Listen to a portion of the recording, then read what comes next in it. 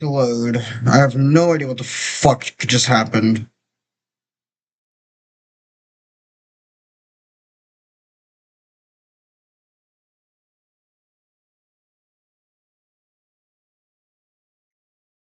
Um, the stream decided to crash, which annoyed me. So now I have to send it all over again, and it's really slow this time. What the? Why? Come on. Normally, the camera is not this slow. I have no idea what the hell is going on. I apologize for the shit stream.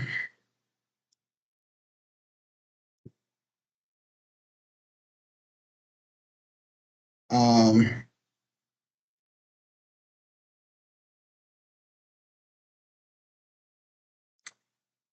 this is not normal. I'm actually very fucking pissed right now because now I'm actually having to do everything, which I've never had to do before.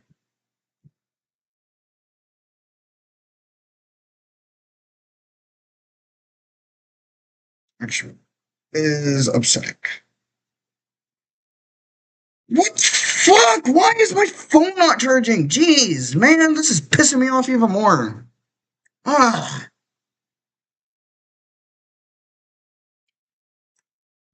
Well, phone's not charging, so I'm not going to be able to pay attention to chat.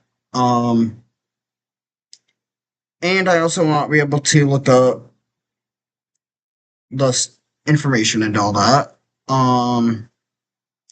And I have no way of fixing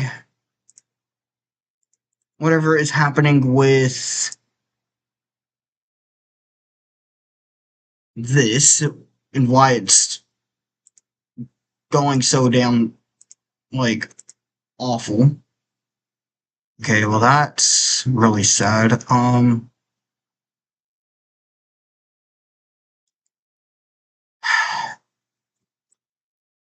Normally it doesn't do this. Normally it's actually really very good, but I guess today it decided to be a piece of shit.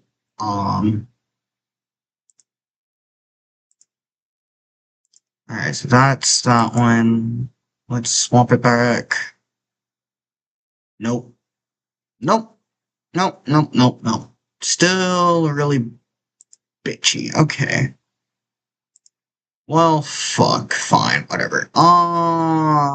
Right. Well, that's just how things are gonna have to be today, huh?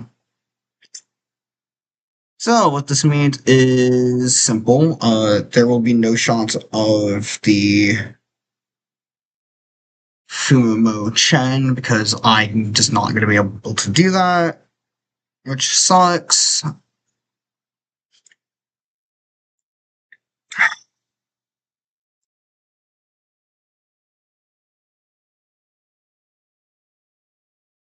My phone is stuck at 12%, and it doesn't want to fucking do anything.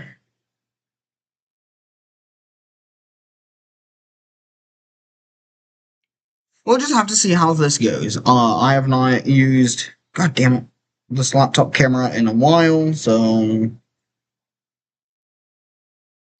oh, this is going to be a stream. Fuck. I can't believe I actually have to fucking hold it. Ugh, I think that's the worst part.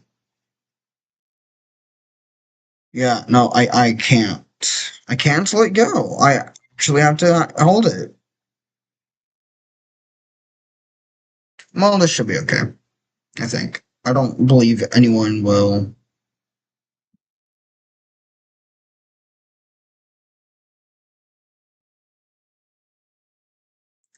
be actively watching this anyways, so we'll switch it back to the slow ass. That's 9-3, so we have to.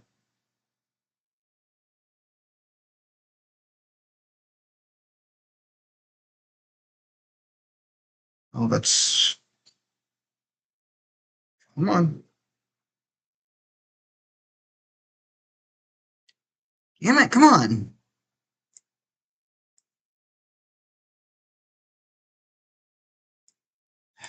Jeez, man, this is ass.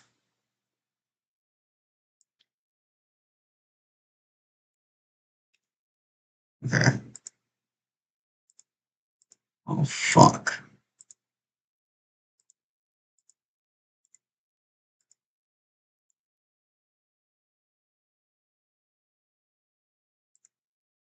Three, 6.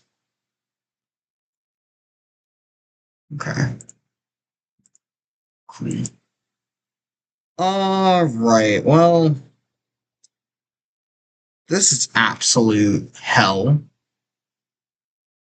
Who's that up here? There we go. You actually have Chad in the shot.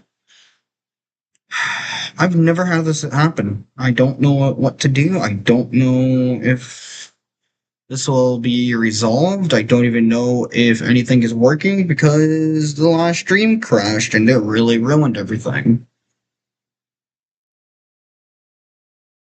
Um, yeah, this has already been a very rough start to the stream. Oh man, how could it possibly get worse?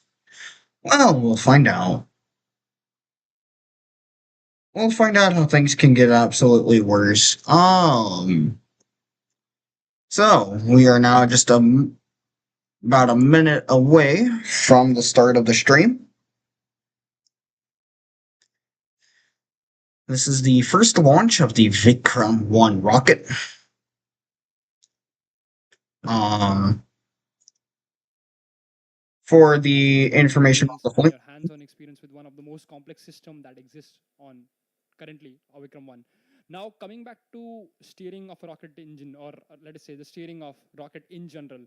So for the knowledge of our viewers, steering of rocket doesn't only mean that it's just like we can point it upwards and it will go away. So let us say this particular rocket body that I have in my hand, when suspended in space, it has 6 degrees of freedom.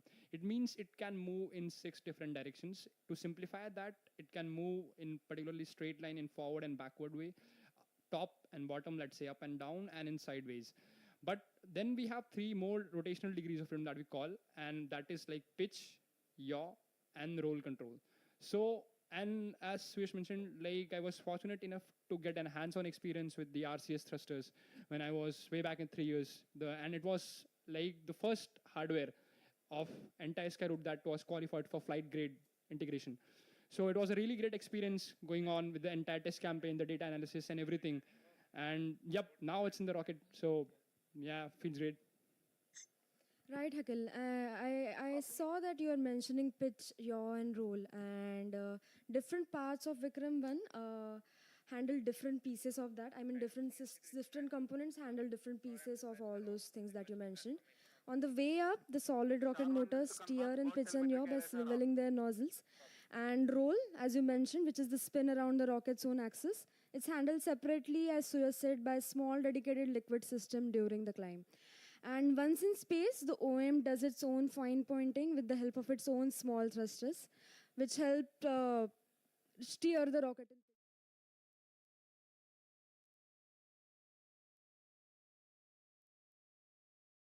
Okay. Well, um, so the rocket that we are looking at here is the Vikram-1 rocket. This rocket will produce 1,200 kilonewtons of thrust at liftoff. Use It roll control. is So we achieve roll control using small cold gas thrusters. it is 1.7 meters in diameter with a height of 20 meters. It has 4 stages and can carry 350 kilograms to low Earth orbit.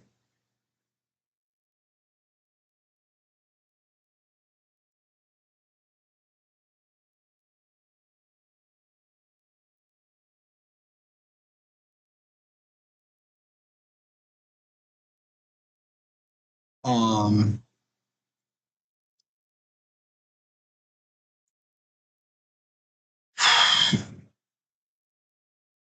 man, must have been the wind over in the chat. That's crazy.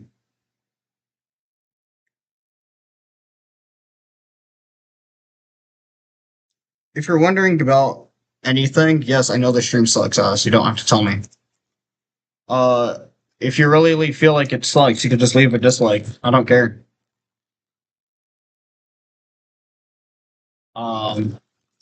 The webcam is really ass today. Good morning and welcome. Vikram-1 now stands on the first launch pad at Satish Dhawan Space Center in Sriharikota, ready for its first test flight. This Normally is it's mission Aagaman. Normally I have a decent webcam, but today it decided to be pretty shit, which is pissing me off more than it really should.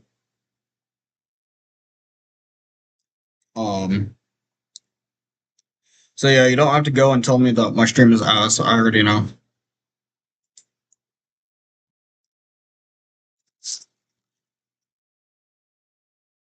If if you really want to be offensive, try doing something else. I don't know, because telling me my stream is ass whenever I already know it is isn't really offensive. None of my streams are good. You don't know me.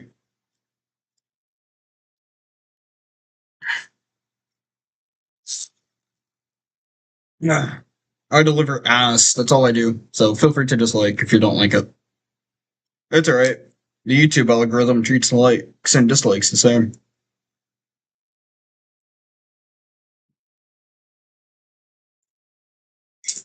And if you're on mobile, it's even better because they removed dislikes. So yeah. Not like I give a fuck.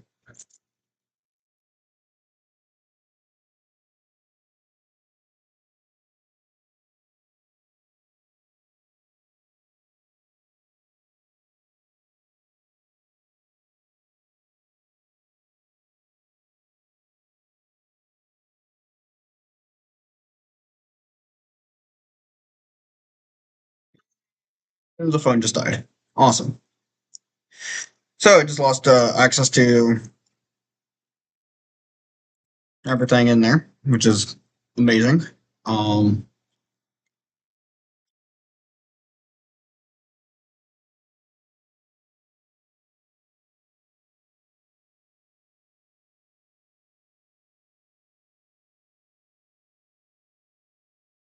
What does this mean for me? It means absolutely nothing, as I have access to right here. Where I can just pull that up right now.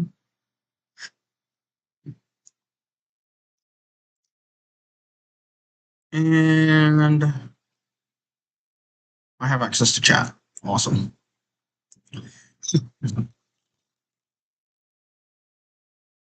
This is the worst possible way that I can do this, but it works, so that's all that that's all that matters to me. Ah, fuck.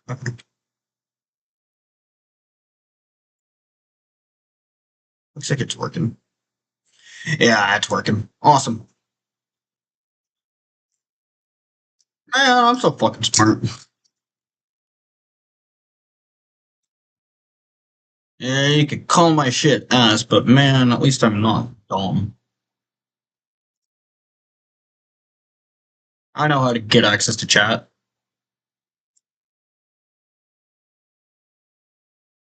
Let's see top fans. Oh, that's crazy. It must have actually been somebody saying shit in chat.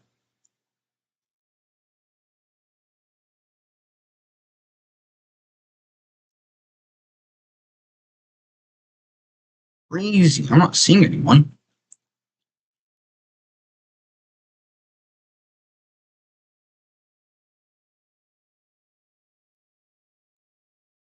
Alright, well, you're talking about the rocket. I guess that much is obvious here. Oh, fuck.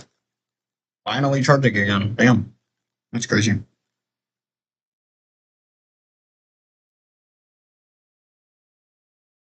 Oh, you can see my cursor. That's fun. Wow.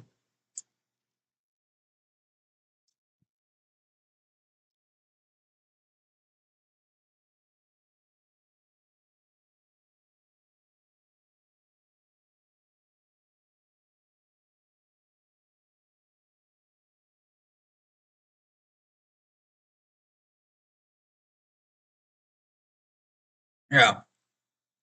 If you want good streams, you're in the wrong spot.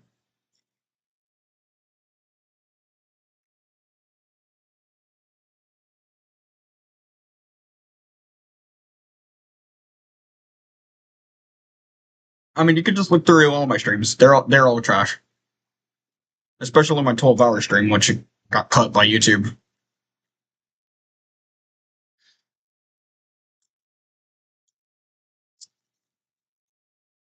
So it doesn't even show all of it, which pisses me off.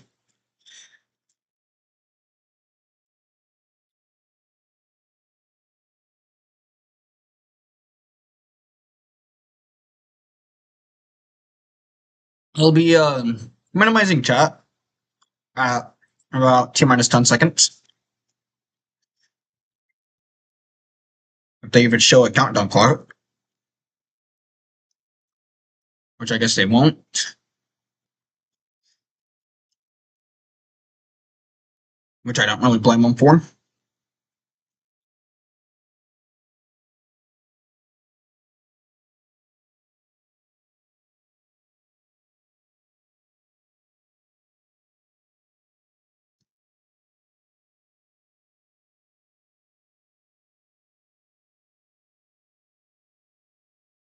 Damn it. Fucking pistachio, come on. You know, there we go. Big deal, I'm eating on stream, whatever. What else am I gonna do? For about an hour, 5 minutes. Holy hell.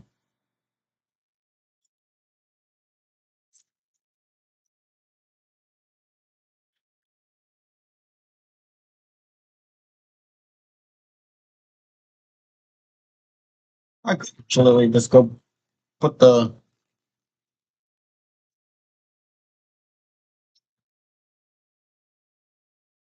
the charger on the side that actually works. I'll do that. Right after I finish up this handful of pistachios I grabbed.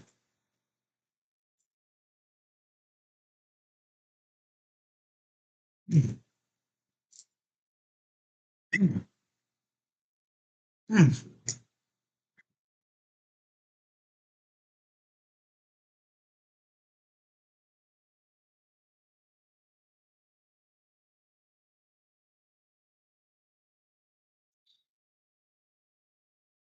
Ah.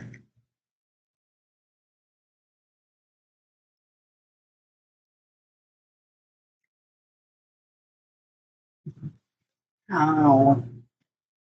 Oh, my bones. Oh, my head. Ah.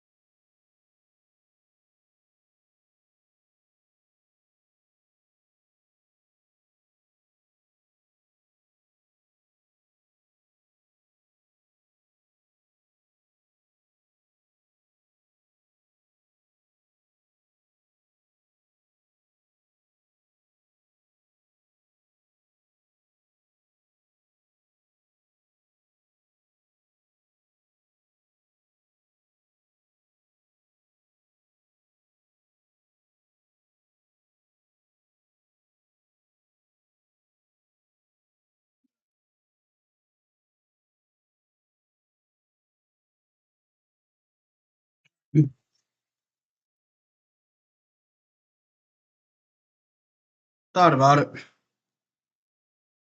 Tried to get a little snack. I get, hungry. So I got me a drink as well, because I get thirsty.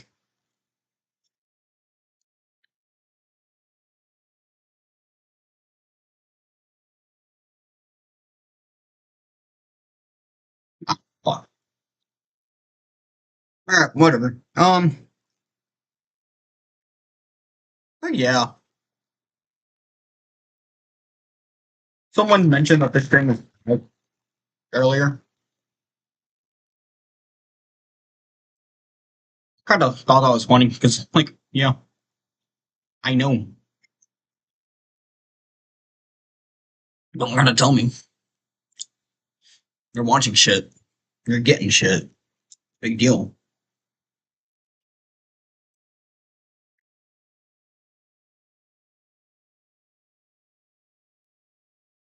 If you don't want to watch shit, then don't watch my stream. That easy.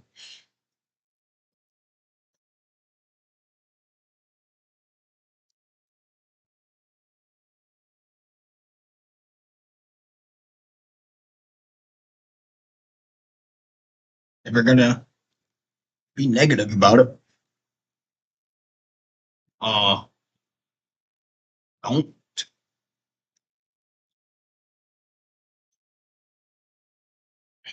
If anything, you're just not being annoying as hell. And nobody likes somebody that's annoying as hell. So just shut up.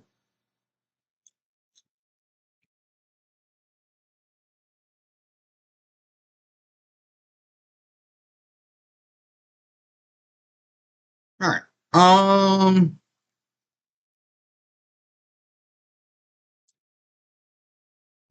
My god, man, pistachios have been amazing.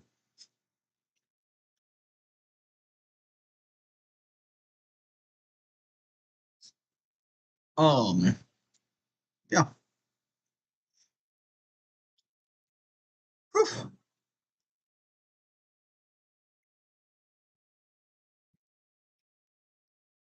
I'll be right back. Again.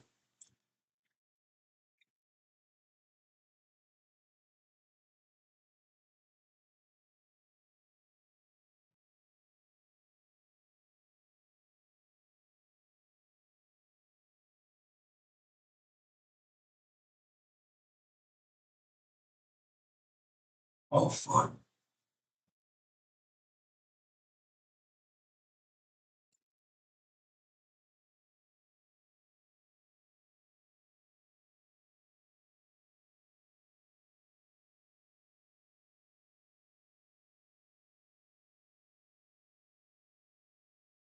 Just expecting it.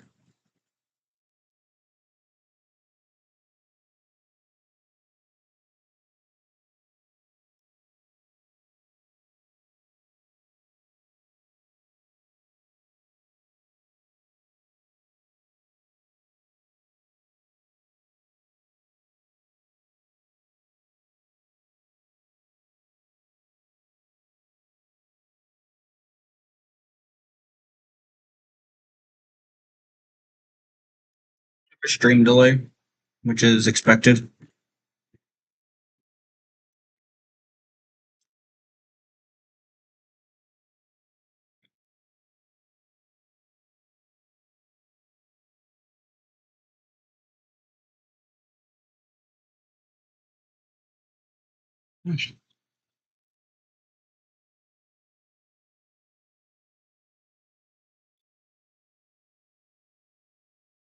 Oh, I'm not upset about it, but man, it's irritating seeing it. So I think the worst part about it is the delay between my webcam, though.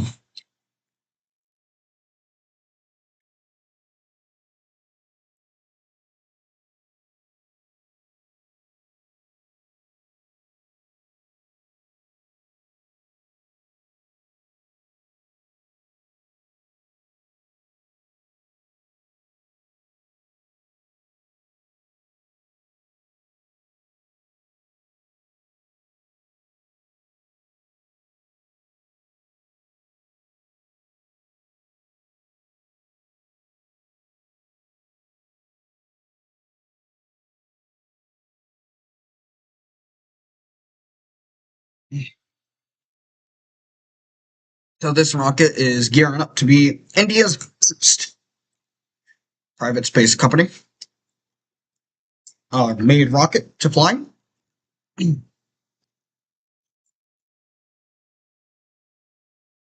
Quite a small little rocket.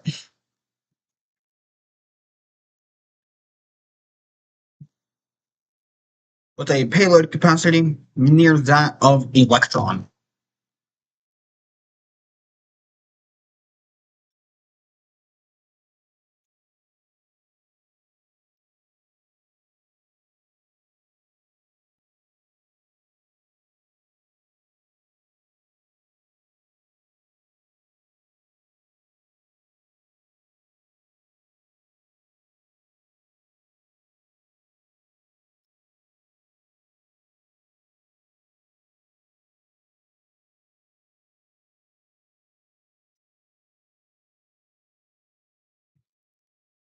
Satish is amazing.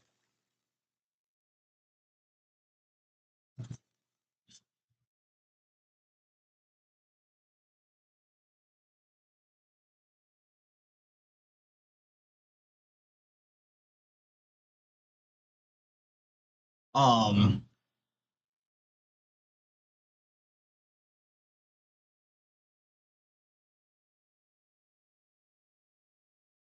but yeah. So it looks like they're just really going on and on and on about their rocket. Um, I'll unmute it whenever we actually get live views of the rocket again.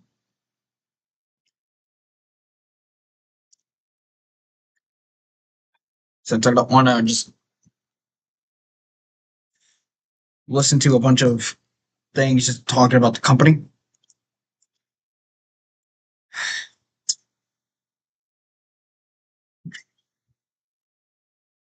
If anything, I'd rather listen to things about the payload.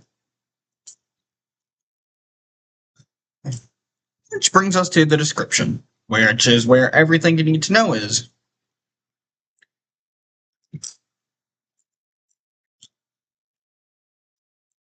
Such as the music that I use in my streams, starting since the last one. And by last one, I mean the one before the one that crashed.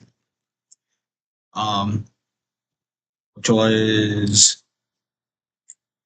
actually no, sorry, the one before the one before. So like 2 streams ago, which was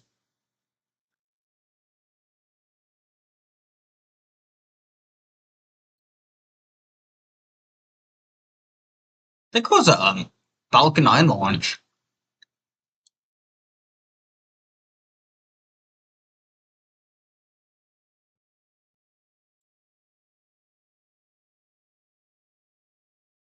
No, it was Long March 10B. Yeah.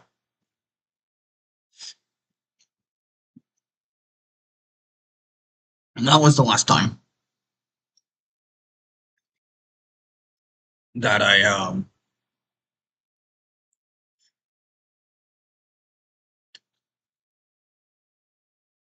had. That was the last time that I actually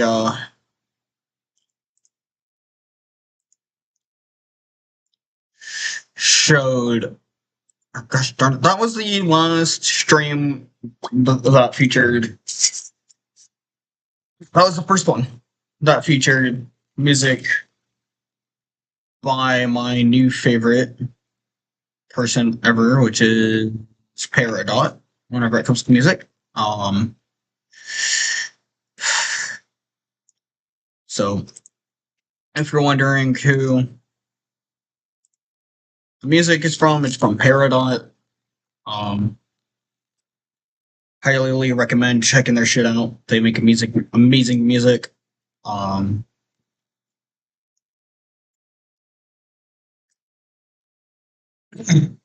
Forget a view, which is pretty cool.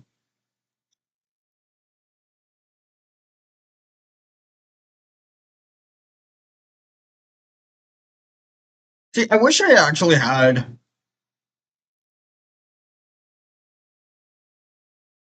like a way to let's see.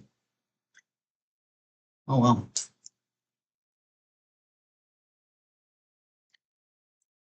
I wish I had a way to actually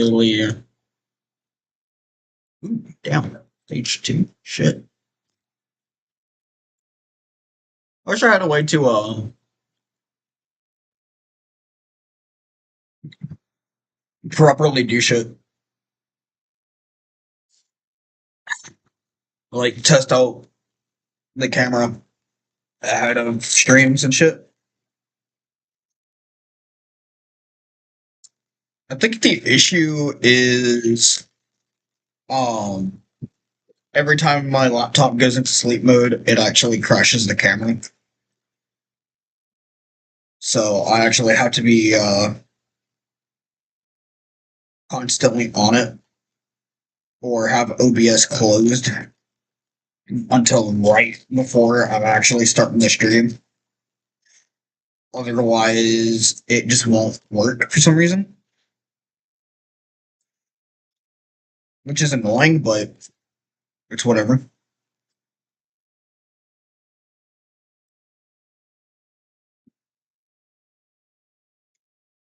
Um,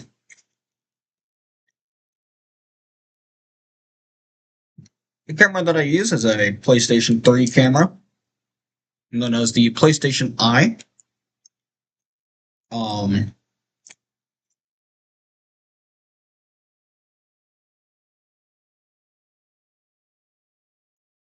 I've been using this camera since mid last year, I believe, and I've been using it ever since.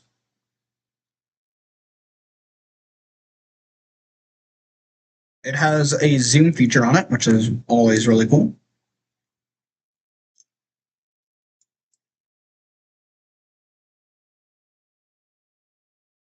And I have done quite a few things with it, such as streaming get on Discord.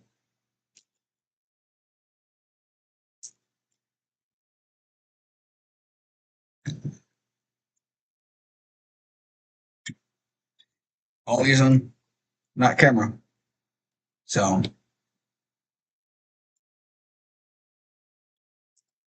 I'd say it's a really damn good camera.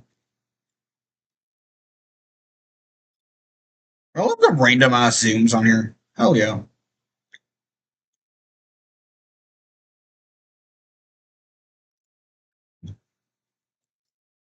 Um,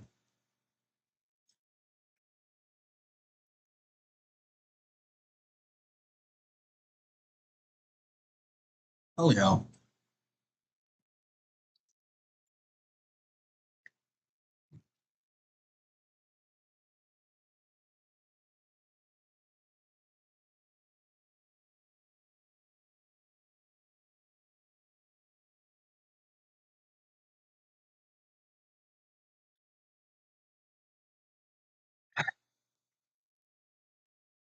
Oh, that was great.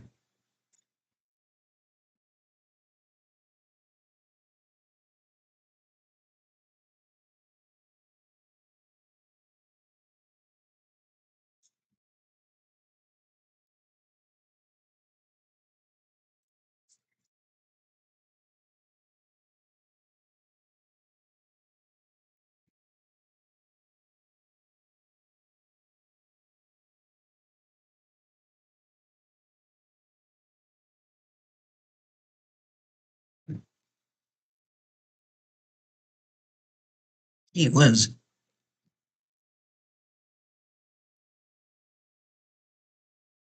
There we go.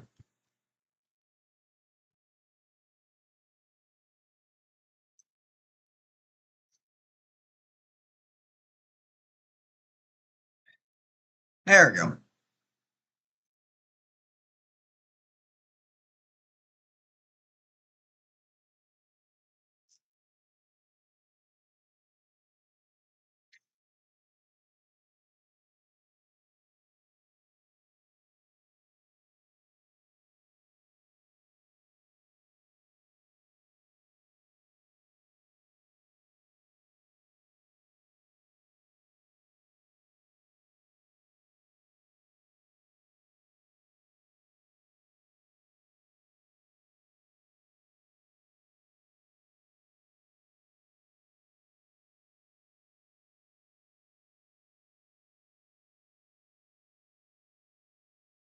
Now, if they're talking about something else being shit, that ain't on me.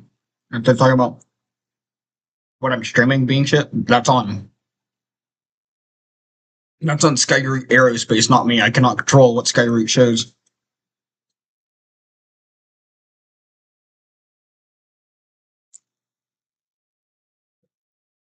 What the fuck? They're going after my Mentos? Bitches. Hands off my first maker, fucks.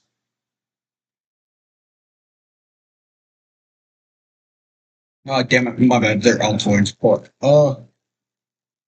Still, hands off my fucking Altoids. Stupid ants.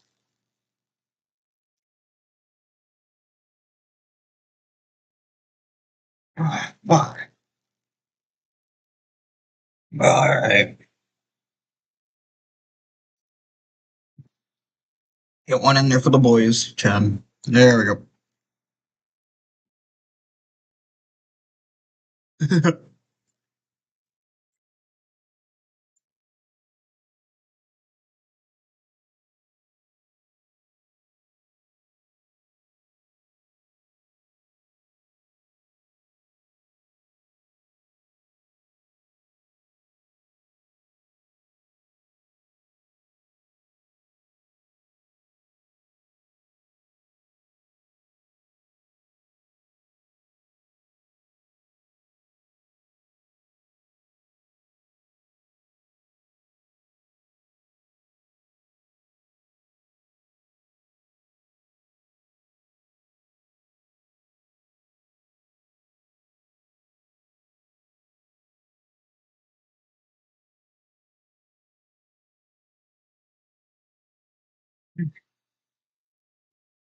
Ah. Mm.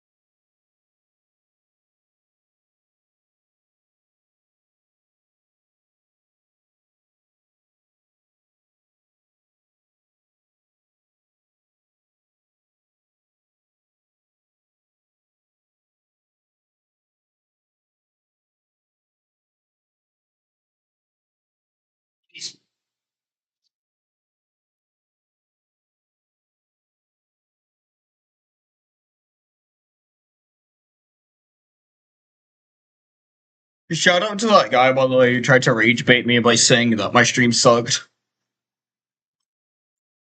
Yeah, that's right. I'm giving you a fucking shout out. Haha.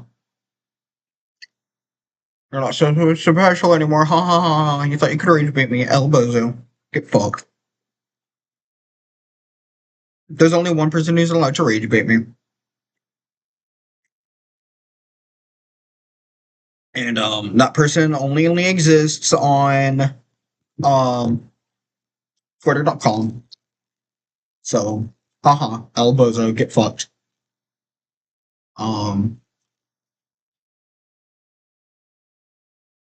Though I guess I can say that he did actually manage to rage bait me some in another way. Like, come on, dude. You did it in such a bad way. Also, shoutouts to Simple Flips. Yeah, I tried to say it.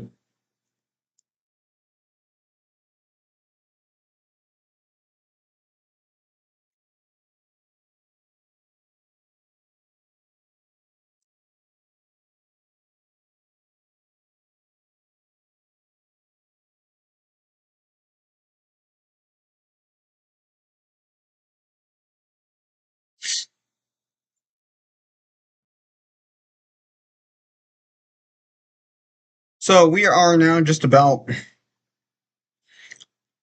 38 minutes away from launch.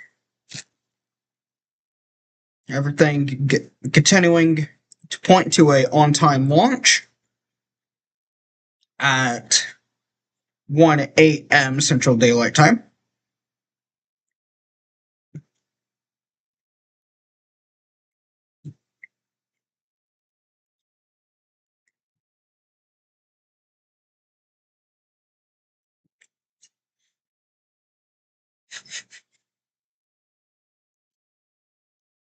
Again, I want to give a huge shout out to that one random guy who joined in only just to say that my stream was bad and then leave, because that was just actually hilarious as fuck. Like, I'm not even mad, I'm actually just laughing.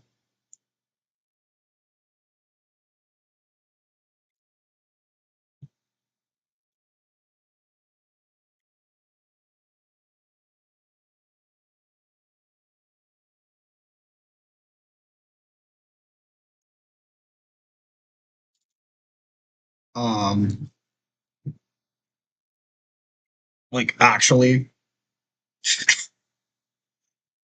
To think that you can rage bait me that easily. Wow. The balls on some people, man, I swear.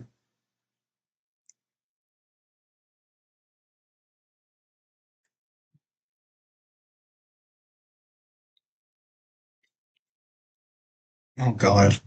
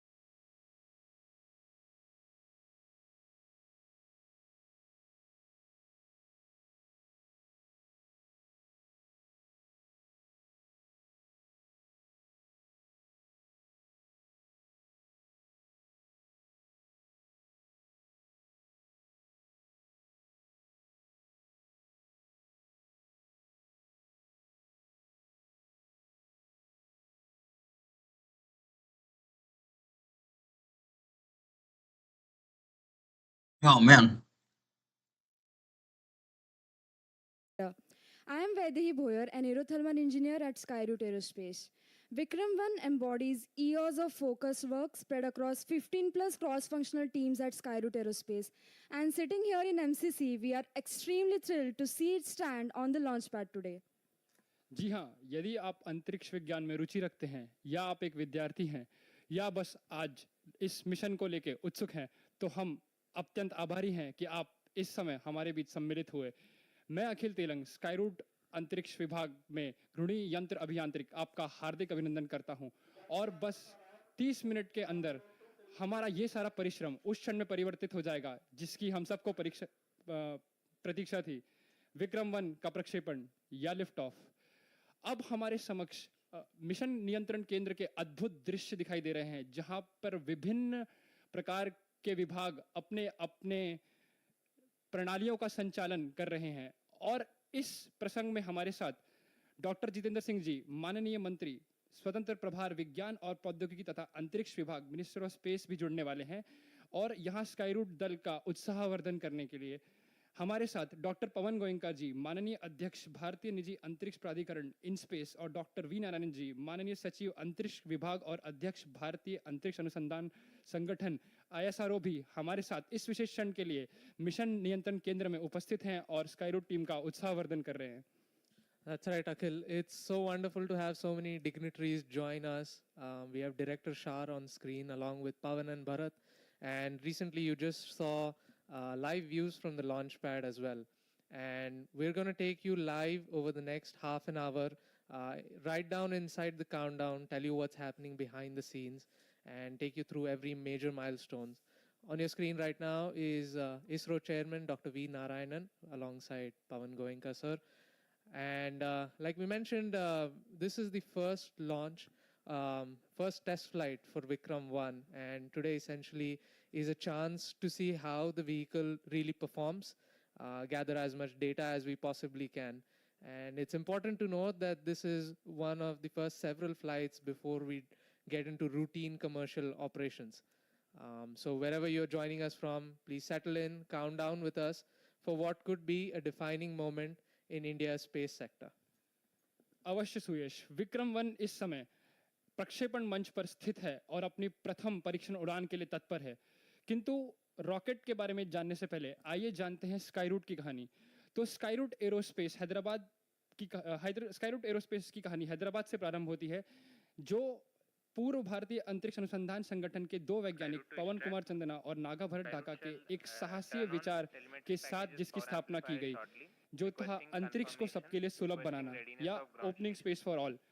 आप सभी इस यात्रा का काफी समय से भाग या हिस्सा रह चुके हैं, तो अपने अपने अनुभव के बारे में थोड़ा दर्शकों को बताइए। Right, Akhil. Thank you for asking that. So back then in 2018, when I heard about Skyroot, it was really a mix of excitement and curiosity.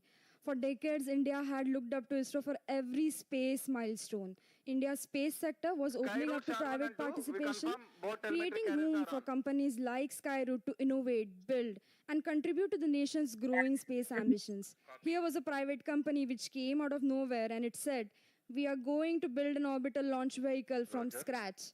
On immediate thought, it looked like this is going to be extremely difficult. But if anyone succeeds, it could actually redefine India's entire space ecosystem. It felt bold, it was quite ambitious, and the timing felt quite right. Suyash, what did you make of it?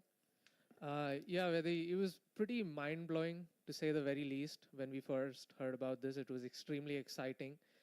One question that we asked ourselves is, we have such a grand vision, but what do we need to do on ground before we can aim for stars? So one thing we realized very early on is every critical piece of technology that we need to fly, we need to test in-house, we need to build in-house. And I got the chance to, help build a lot of these technologies. So me with a small team of very ingenious, multidisciplinary engineers, we essentially helped build the liquid stages on this vehicle. And working from the ground up, designing and testing the upper stage, the RCS module, sort of taking it from cradle to grave was a once-in-a-lifetime opportunity that we knew that we had to capitalize on. And like where they said, the timing was everything, because the entire space sector was about to take off.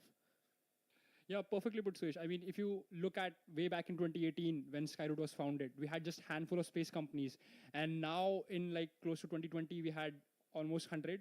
And in 2026, India finally has its first space tech unicorn, and almost close to 350 plus space companies. So I think it's apt to say that Skyroot has pioneered India's private space ecosystem. Yeah, that's true. And just recently, you were seeing views from the Launch Control Center of Skyroot, and now on your screens is the Mission Control Center, where we have a lot of dignitaries who've joined us. On your screen right now is Pawan and Bharat, um, and of course Sanjay as well, our mission director. So one of the things that Akhil just mentioned is that it's pioneering the space ecosystem. One thing that comes about is the space market is growing just as rapidly. Space has quietly become part of our daily lives. Every weather forecast that you look at, every map that guides you home, digital payments that you make every day, long distance calls. Each of these have a satellite essentially working in the background, making all of these possible. India's space ecosystem today is worth $8 billion, and we're expecting, the government essentially wants to make it a $40 billion market by 2033. All stations. And Stand by all for of the this is a timer. part of global 30 minutes. hierarchy. The global market also is inching towards $1.8 trillion by 2035. And it's a market which is growing twice as fast as the global economy itself. And the biggest drivers are here on Earth. We have precision agriculture, farming. There are satellites in space essentially which can capture things which the human eye cannot see. And all of this just presents huge advantages to working for space to make life better on Earth. So, Vedi, I understand you were part of the team that built the first rocket for Skyroot. So, what was that journey like for the engineering teams from development through to launch? So yes, now that I think about our first launch, it was really an amazing experience. We had no idea of what rocket science is, and it was a really great chance to understand that a rocket is essentially made up of hundreds of small subsystems which are really interconnected. And to make a mission or a vehicle successful, they have to work perfectly in sync. So that All whole 30 process of systems are configured and ready understanding for that, launch. oh my God, this is actually rocket science, it was amazing. And Mission Praram in 2022, I'd say it was far more than just a rocket launch. It was the maiden flight of Vikram-1, India's first privately developed rocket. Fittingly, Praram means a beginning in Sanskrit. And for the young engineering teams involved, it was once in a lifetime opportunity to work hands-on with cutting-edge space technology, build systems from the grounds up, make rapid engineering decisions, and take ownership of the critical subsystems. And it was really, really amazing to see that kind of a collaborative effort pay off. The mission was highly successful. It crossed 89 kilometers, achieved all its planned objectives, and I feel like that event, in a true sense, marked the dawn or the praram of India's private space era. That's really inspiring, Vedahi, and what a perfect way to put it. I mean, and now let's come back to today, and we're getting inputs from the ground station teams that just a couple of hours ago, they have completed a very important step. They have gathered the wind profile data for the launch day, and as we are seeing here, it's slightly cloudy. We had rains last night a little bit. So these launch wind data are captured using Doppler weather radar, and the wind profiles will be then analyzed and will be updated in the program before loading it to the mission computer for the ALS. Yeah, that's right, Akhil. And this is such a unique step in the launch vehicle program where we collect day of launch winds. Like you mentioned earlier, that it's a bit cloudy today. The whole goal is the strong winds that come about in upper atmosphere or lower atmosphere are capable of nudging the rocket off its course. And so making these adjustments essentially just helps you correct and make sure that you stay on the planned trajectory. So one thing that our viewers are also very curious about is we called our first mission as Mission Praram that Vedi talked about as well. So the question is, what have we called this mission as? And we're very excited to tell all our viewers that we've called this mission as Mission Aagaman. The word Aagaman is derived from the Sanskrit word meaning arrival, and it's sort of twofold. The first is it's the arrival of India into a new space era, wherein the private sector takes a huge leap and delivers and caters to the global launch market. But secondly and importantly, it's the arrival of a new launch vehicle, a very capable launch vehicle to the launch market and help meet some of that global demand. Now, something pretty cool about today's date, and I assure you it's purely coincidental, and it's kind of amazing really, is 46 years ago today, India's first indigenous launch vehicle, SLV, reached space and placed the Rohini RS-1 satellite in orbit and kicked off India's space ambitions. And coincidentally again, 8 years ago today, Skyroot began its journey as well to open space for all. So it's company day today as well. अवश्य सुयश, इस जानकारी को दर्शकों को प्रदान करने के लिए आपका धन्यवाद। अब हमारे समक्ष हम देख सकते हैं स्काईरूट के प्रक्षेपण नियंत्रण केंद्र के प्रत्यक्ष दृश्य, जहां प्रणोदन, यंत्र विद्युत, दिशा निर्देशन नियमन जिसको हम गाइडेंस नेविगेशन कंट्रोल, ऊष्म वायुगतिक जिसको हम एरोथर्मल, सुरक्षा और यान पृथक्करण जैसे कि सेफ्टी और सेपरेशन डायनामिक्स डिपार्टमेंट से जुड़े विशेषज्ञ दल यान के प्रत्येक अवस्था पर निगरानी और दृष्टि रखे हुए हैं। ये वही केंद्र है जहां पे प्रक्षेपण की हर महत्वपूर्ण प्रणाली की मुख्य पुष्टि करी जाती है। और अब आइए जानते हैं इस सुबह के प्रमुख नायक विक्रम-1 के बारे में। Right, Akhil. So Vikram-1 is Skyroot's first orbital launch vehicle built specifically to carry small satellites into orbit. It stands 22 meters tall, 1.7 meters in diameter, and its gross liftoff weight is 45,000 kgs. Its first three stages are powered by solid rocket motors. They provide the enormous thrust needed to lift the vehicle up through Earth's atmosphere. The first stage alone develops around 1200 kilonewtons of thrust, roughly 10 times compared to that of a Boeing 737 MAX engine. And that's how the engines get their names. The numbers are the thrust, and they honor Dr. APJ Abdul Kalam. Kalam 1200 for the first stage, then Kalam 250 for the stage 2, and then Kalam 100 for stage 3. जैसा कि वेदी ने जानकारी प्रदान करी, विक्रम-1 Skyroot का प्रथम कक्षीय प्रक्षेपण यान है जो छोटे उपग्रहों को उसकी कक्षा तक स्थित करने के लिए निर्मित किया गया था। इसके पहली 3 अवस्थाएं ठोस प्रणोदन द्वारा संचालित की जाती हैं, जो यान को वायुमंडल के पार ले जाने के लिए अत्यंत आवश्यक प्रबल प्रणोदन बल प्रदान करती है। और अब अंतिम इसका चरण, जिसको हम कक्षा समायोजन खंड, जो कि ऑर्बिट एडजस्टमेंट मॉड्यूल के नाम से भी जाना जाता है, वो द्रव्य प्रणोदन पर आधारित है और उपग्रहों को सटीक कक्षा में पहुंचाने के लिए अत्यंत सूक्ष्म नियंत्रण प्रदान करना इसका कार्य होता है। और ठोस प्रणोदन प्रणालियां जो हमारे स्काईरूट के इंजन्स हैं, वो उसका नामांकन डॉक्टर एपीजे अब्दुल कलाम के सम्मान में हमने समर्पित किया है। और द्रव्य प्रणोदन प्रणाली के इंजन के सभी नाम, उनका नामांकन डॉक्टर सीवी रमन के सम्मान में हमने समर्पित किया है। Yeah, that's right, Akhil. You just earlier mentioned the orbital adjustment module.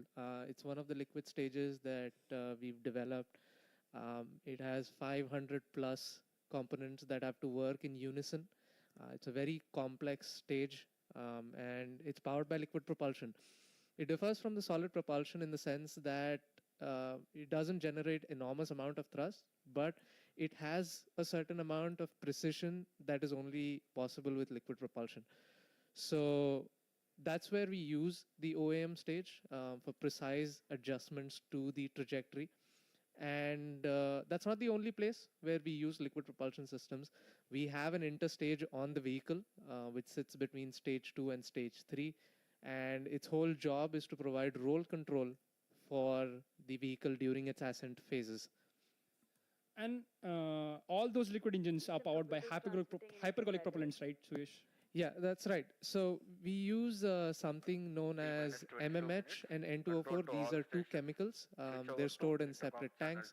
And the way they work is when you bring them in close proximity to each other, they spontaneously combust. Of course, you need a certain threshold concentration. The whole advantage is then you don't need an ignition system. So you've deleted a failure point, a potential failure point out of the system. So it's kind of unique and useful as well. That's really interesting to hear, Suyesh. And coming back to steering of a rocket engine, for the information of all of our viewers, so this is a rocket model that I'm holding in my hand.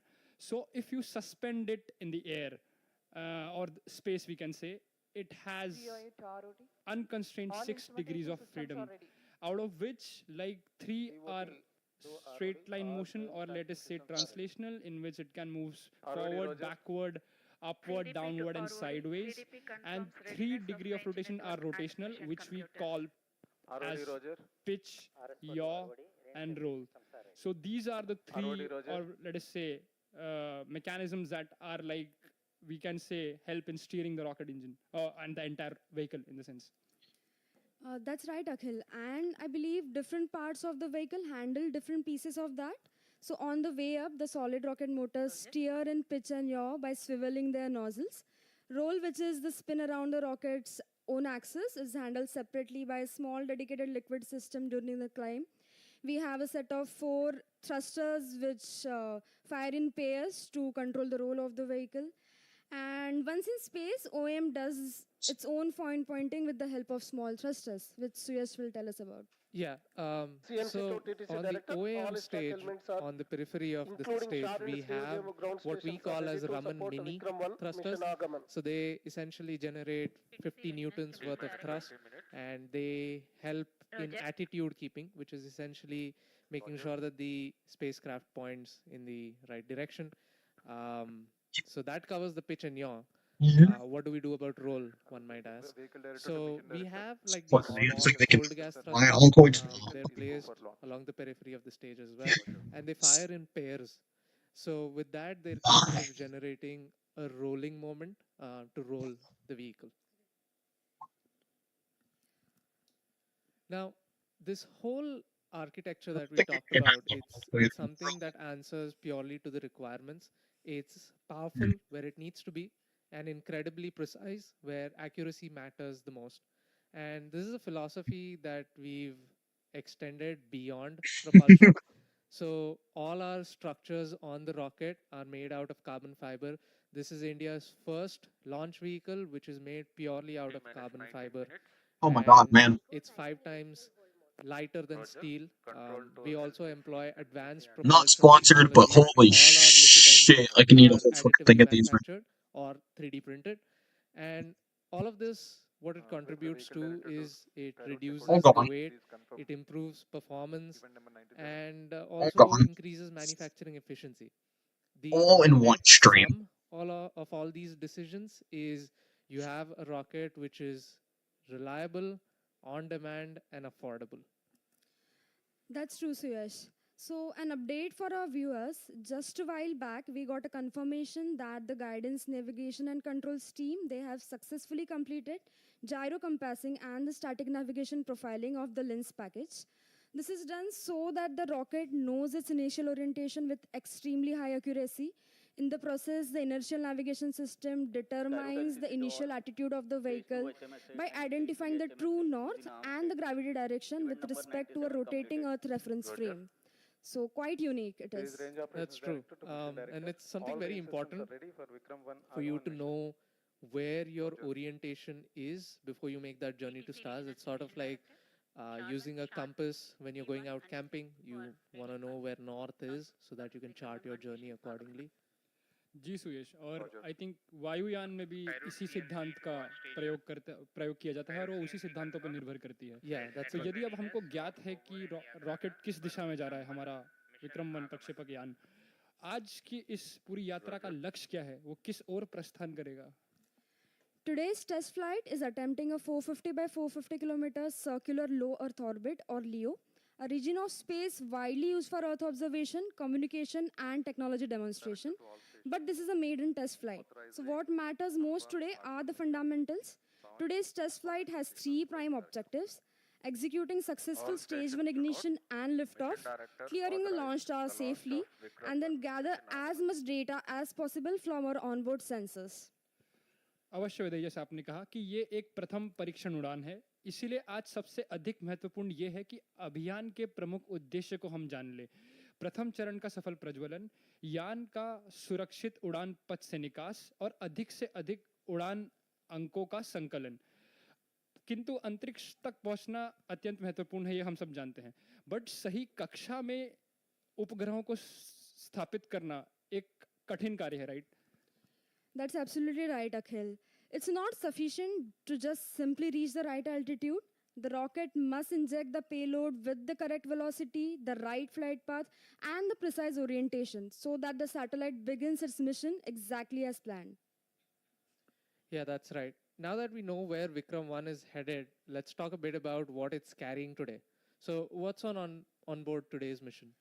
Vikram-1 is carrying two deployable test satellites today. The first one is Scope, a test satellite developed in-house by us as a technology demonstrator. Joining Scope on today's mission is SOLARAS, a CubeSat developed by Grahaa Space, flying again as a technology demonstration payload. And from Germany, DCUBED is testing two of its own systems, deployment and suppression technologies built to work in orbit. And there's one more interesting payload that we have is from Cosmoserve Space, and it's flying soft robotic arms along with the OEM stage that will attempt to capture a piece of simulated debris in orbit. That is a very interesting thing that they're attempting indeed. And it stays mounted to Vikram-1 throughout the entire flight.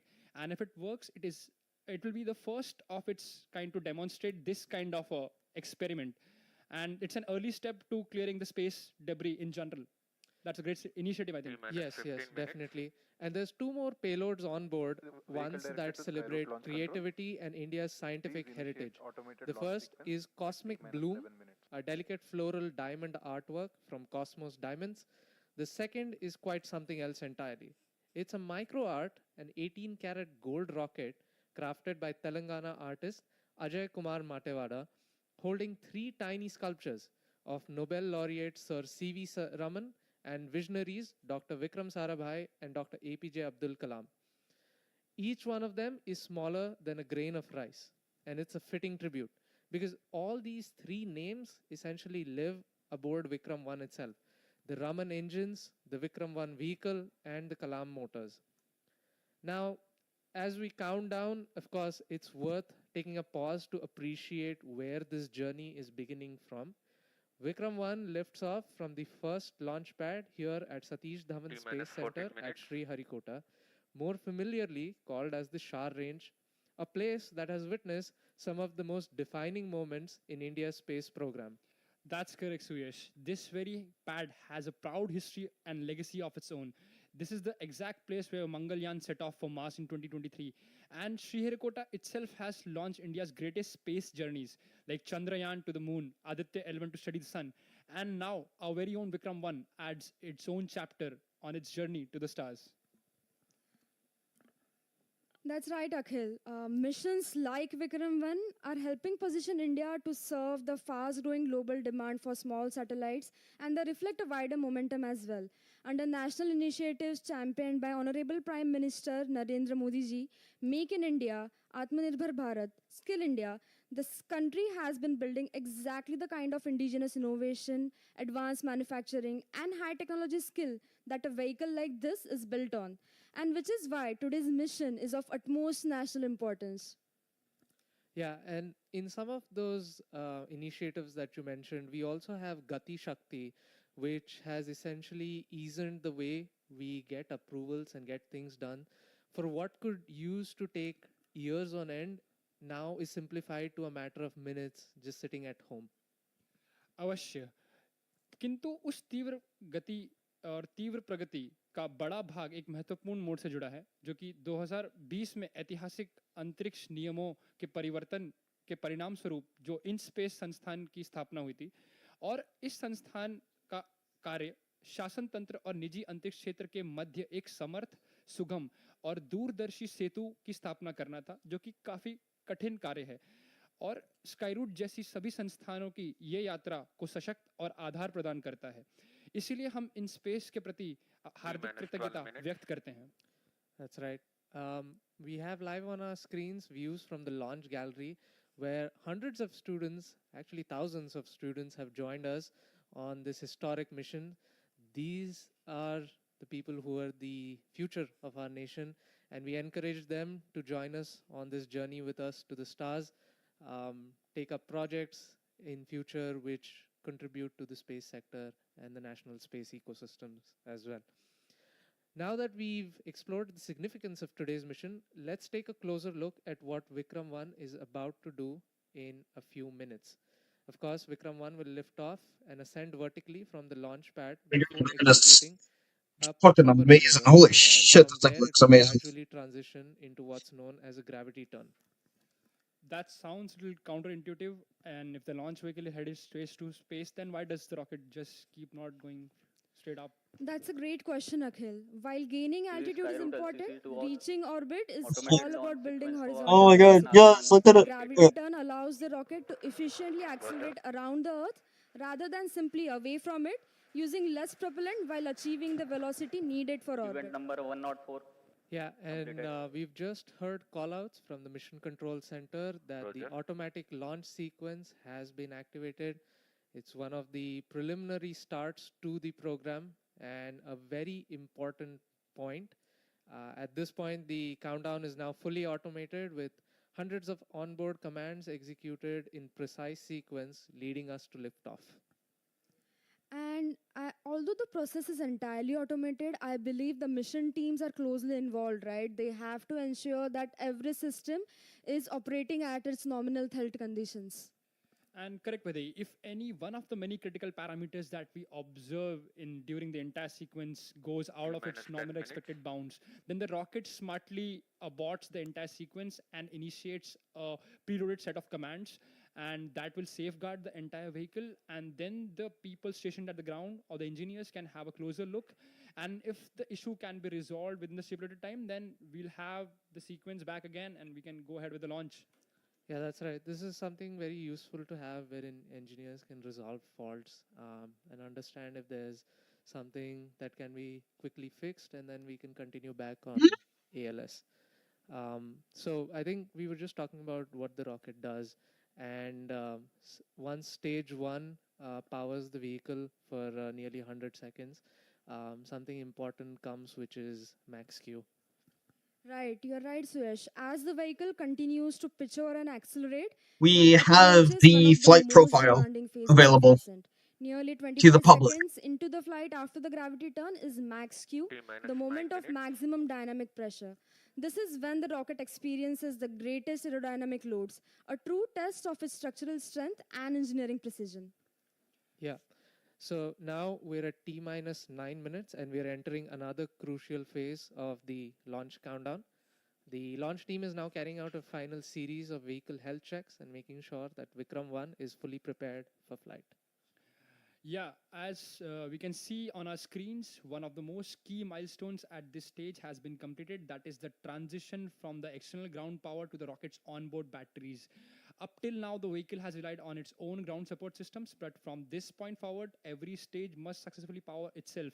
And engineers are closely watching the battery performance and electrical health to ensure that this transition is very smooth and every system remains entirely stable. Right, Akhil. With the power transition complete, attention would shift to the rocket steering system. Engineers will now be verifying that the thrust vector control, or the actuators as we call it, the mechanisms which steer the rocket by precisely directing thrust through powered flight. Yeah, and you mentioned these actuators. Essentially, all of our solid rocket motors are equipped with what is known as a flex nozzle control. Sounds like a big complicated term, but it's quite Indeed. simple. It's just the nozzle is capable of swinging in two planes, and the way we achieve this motion is by using electromechanical actuators. So you might imagine that this is something very important that we should check. So what engineers do is they perform something known as a null check. Essentially, they currently try to hold the nozzle in a neutral position. And then once that is confirmed, they provide small commands to the nozzle to deflect it. And if the response is deemed to be normal and the position is correct, we can be rest assured that the rocket will obey every command that is issued to it by the guidance computer. All right, live on your screens right now is the Vikram-1 rocket. And for a long time now, we've been looking at these views, and the biggest thing that comes out to our mind is, wow, that's a marvelous piece of engineering. And it's actually rocket science, right? There's a nearly 1,000 systems that need to work in perfect synchrony just to make liftoff happen. And that's 2/3 of all systems on rocket. So 2/3 of all system on the rocket need to work perfectly to make liftoff happen. And while it's so easy to look at the Oh, rocket and man. be amazed by its beauty, we Oh like to my take a God. small Here we go. pause and Here we go. Here focus we go. Here we go. on the Here we go. fact that Here we go. behind every bolt, every wire, every line of code that is on the rocket today, it's been built by people. People whose passion, perseverance, and dedication have made this moment possible. Of course, a launch vehicle is never built overnight, and it's the result of countless people obsessing over one thing to make it perfect. Exactly, Suyash. We often celebrate rocket launches, but rarely God. appreciate the engineering There complexity she behind that. is! Oh And my the God, most common guiding yes! principles in Skyroot is our people are our thrust. So it's not just the rocket alone that pulls the company up. It's just the people that pushing forward, pushing the entire technology forward, and all that hard work. So Vedahi, after working on an orbital launch vehicle yourself throughout these years, what has been your biggest realizations in designing the rocket? So one of the most important Oh man. realizations which I've had is, as Suyash also mentioned earlier, rocket consists of almost around 1,000 independent subsystems, and they are deeply interconnected. A Okay. seemingly small error in one discipline can propagate through multiple subsystems and ultimately jeopardize the entire mission. Rockets operate with extremely tight margins, so local design inaccuracies rarely remain local. This interconnectedness is precisely what makes launch vehicle design both extraordinarily challenging and intellectually rewarding. Each deviation might appear acceptable individually, but they can also I need collectively they can the all camera consume right all now the design margins so I can available. see. Woo! Yeah, so we have a planned hold at this point. As you might see on your screens, the timer is paused at 5 minutes. Um, so we will be checking with the internal teams, and we'll get back to you with the countdown shortly. Okay.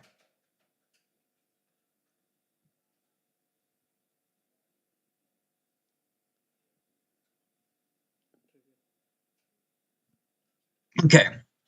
So they are now in a So planned while we hold. wait for this countdown to resolve, there's so many cool facts about space, and something really fascinating that always catches me is when Vikram-1 races through the atmosphere, it's not just fighting gravity, it's also battling extreme aerodynamic heating. And one thing that's always curious is, why is the rocket heating up while it's going up in the atmosphere? Right. So, as we are accelerating into the dense atmospheres of Earth with velocities almost 3 times, 4 times that of sound, the air in front of the vehicle rapidly gets compressed, and just outside the vehicle surface will have extremely high temperatures, which then get convected into the vehicle surface.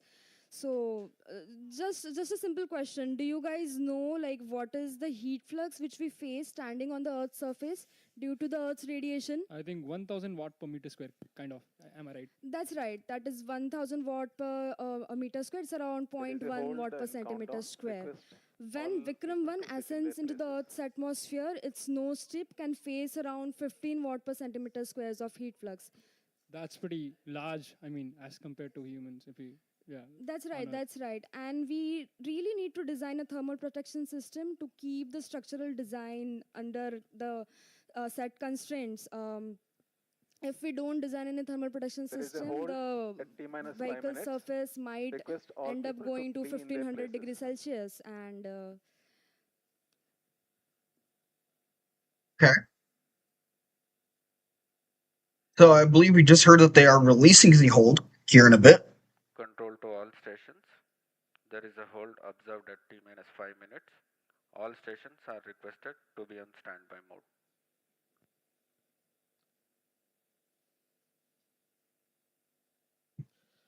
We have received confirmation that this is a planned hold and we've been advised to stay on standby.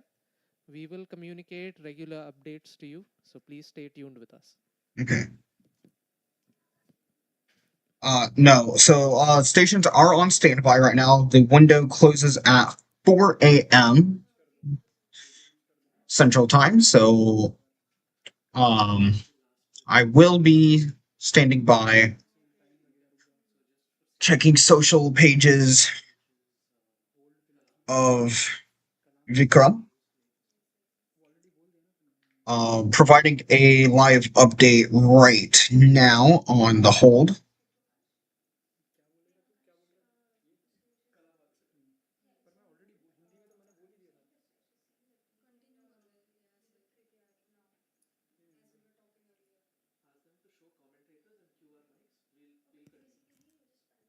So there is the update. Gonna go ahead and pin this just in case someone joins in.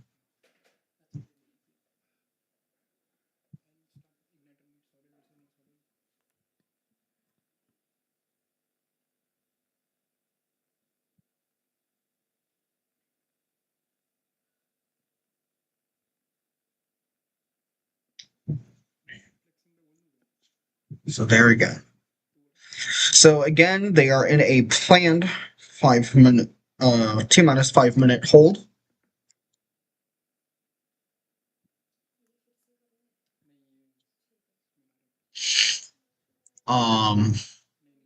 So I guess just stand by for more. I'll be turning off the camera for the time being. Stand by.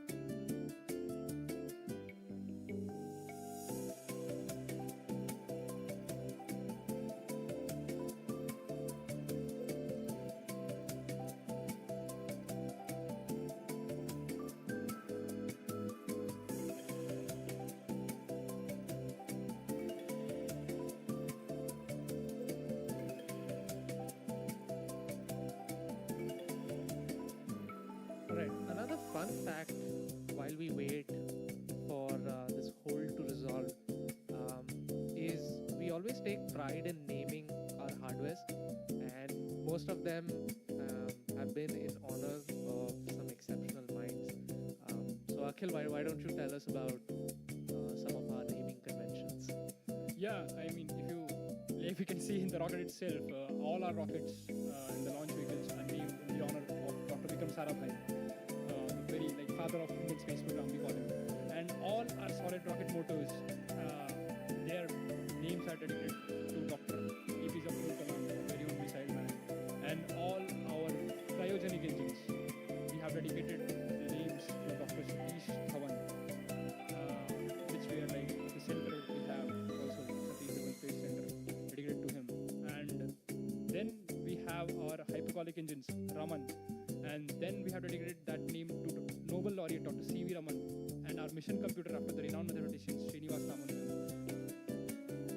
So yeah, I think we're gonna keep up this idea of naming our hardwares after scientists Until we run out of scientists. Yeah, so I think Not we the hardware. need the young budding viewers who've joined us in the launch gallery to become scientists themselves and famed scientists who take India to great heights, so that we may have names. Yes, right now, please. Coming to one more interesting fact, I think a lot of people, they don't know this. If you look at a launch vehicle, it seems pretty rigid at first. But the interesting fact is when the entire rocket, when in flight, it experiences combined effect of aerodynamic loads, engine thrust, wind gust, and due to different steering maneuvers, the teams or the designers deliberately give some texture, or like they make rockets slightly less rigid so that it can actually bend along its length throughout the flight. This is intentional, that designing an absolutely rigid rocket would make it significantly heavier and less efficient. And it also creates a complex engineering challenge. As the structure bends, the onboard sensors can detect these motions, so the guidance and control system must distinguish the rocket's actual attitude and structural flexion to avoid unnecessary control corrections. And engineers carefully predict these bending modes and their natural frequencies through the structural dynamics and aeroelastic analysis, ensuring the vehicle remains stable even as it flexes its way through one of the most demanding phases. And this flexure could go close to 10 centimeters, I think. Yeah, close to 10 centimeters. That's right, Akhil. Something for the kids who might be, looking at this live stream. So rockets don't just fly; they keep falling around Earth. It might be difficult to imagine this, but people often imagine astronauts escaping Earth's gravity. The truth is, gravity never lets go. Even the International Space Station is constantly falling towards the Earth, but it's moving sideways at so high speed that it keeps missing the ground. And that's what we call as orbit. Yeah, that's wonderfully put. Orbit is a state of perpetual free fall. Yeah, Wow. that's right.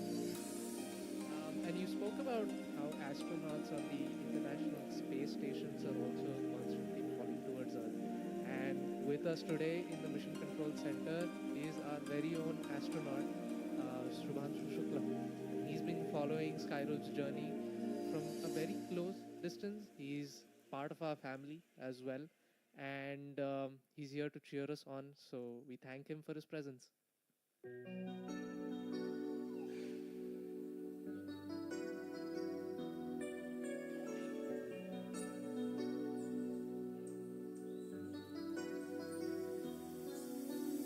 One more interesting fact for our viewers, that rockets get lighter every second.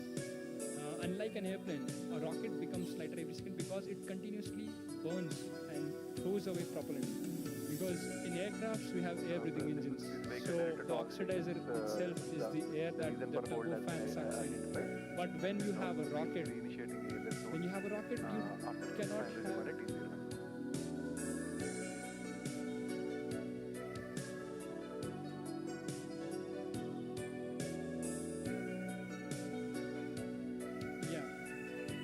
So when we are dealing with rockets, there is no outside air can enter and can be utilized for propulsion. So we have to carry our own bottles of oxidizers and fuel, and once the rocket is ignited and it's on its way to the entire flight, the propellant is expelled, and when the stage gets burned out, it's also thrown away or jettisoned. So that is why rocket keeps accelerating, because there is less and less mass to push. That's right, Akhil. A rocket may weigh hundreds of tons on the launch pad. Consider our Vikram-1, it weighs around 45,000 kgs on the launch pad, but nearly 90% of that weight is just propellant. That's really amazing. That structural mass is so less.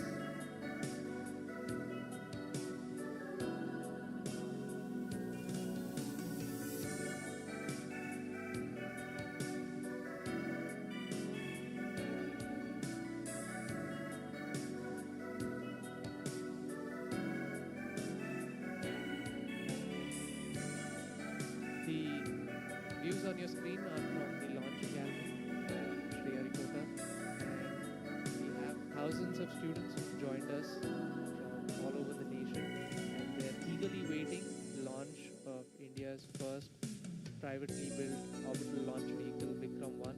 And of course, like I mentioned earlier, it's a test flight, and we'll be doing a few of these before we move into routine commercial operations.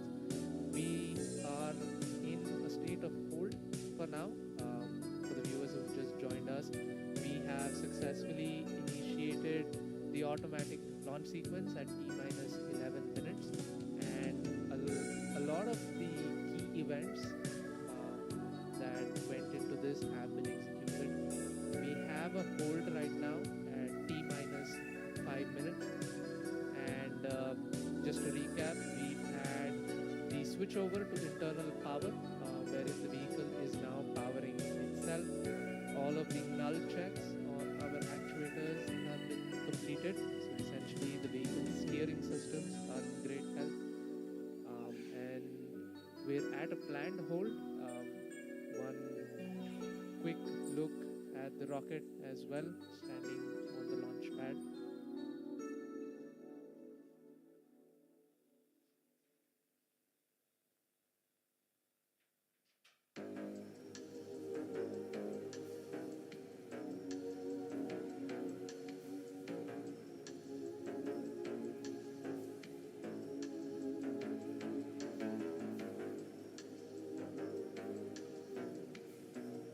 All right, we're getting updates from the mission control teams.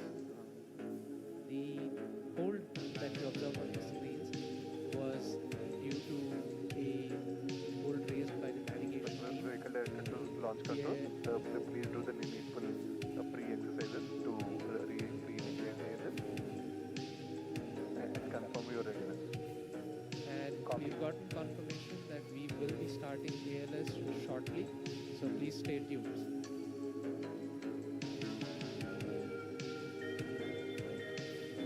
So we had a planned hold, and we've just heard from the mission teams below that we are ready to restart the automatic launch sequence shortly.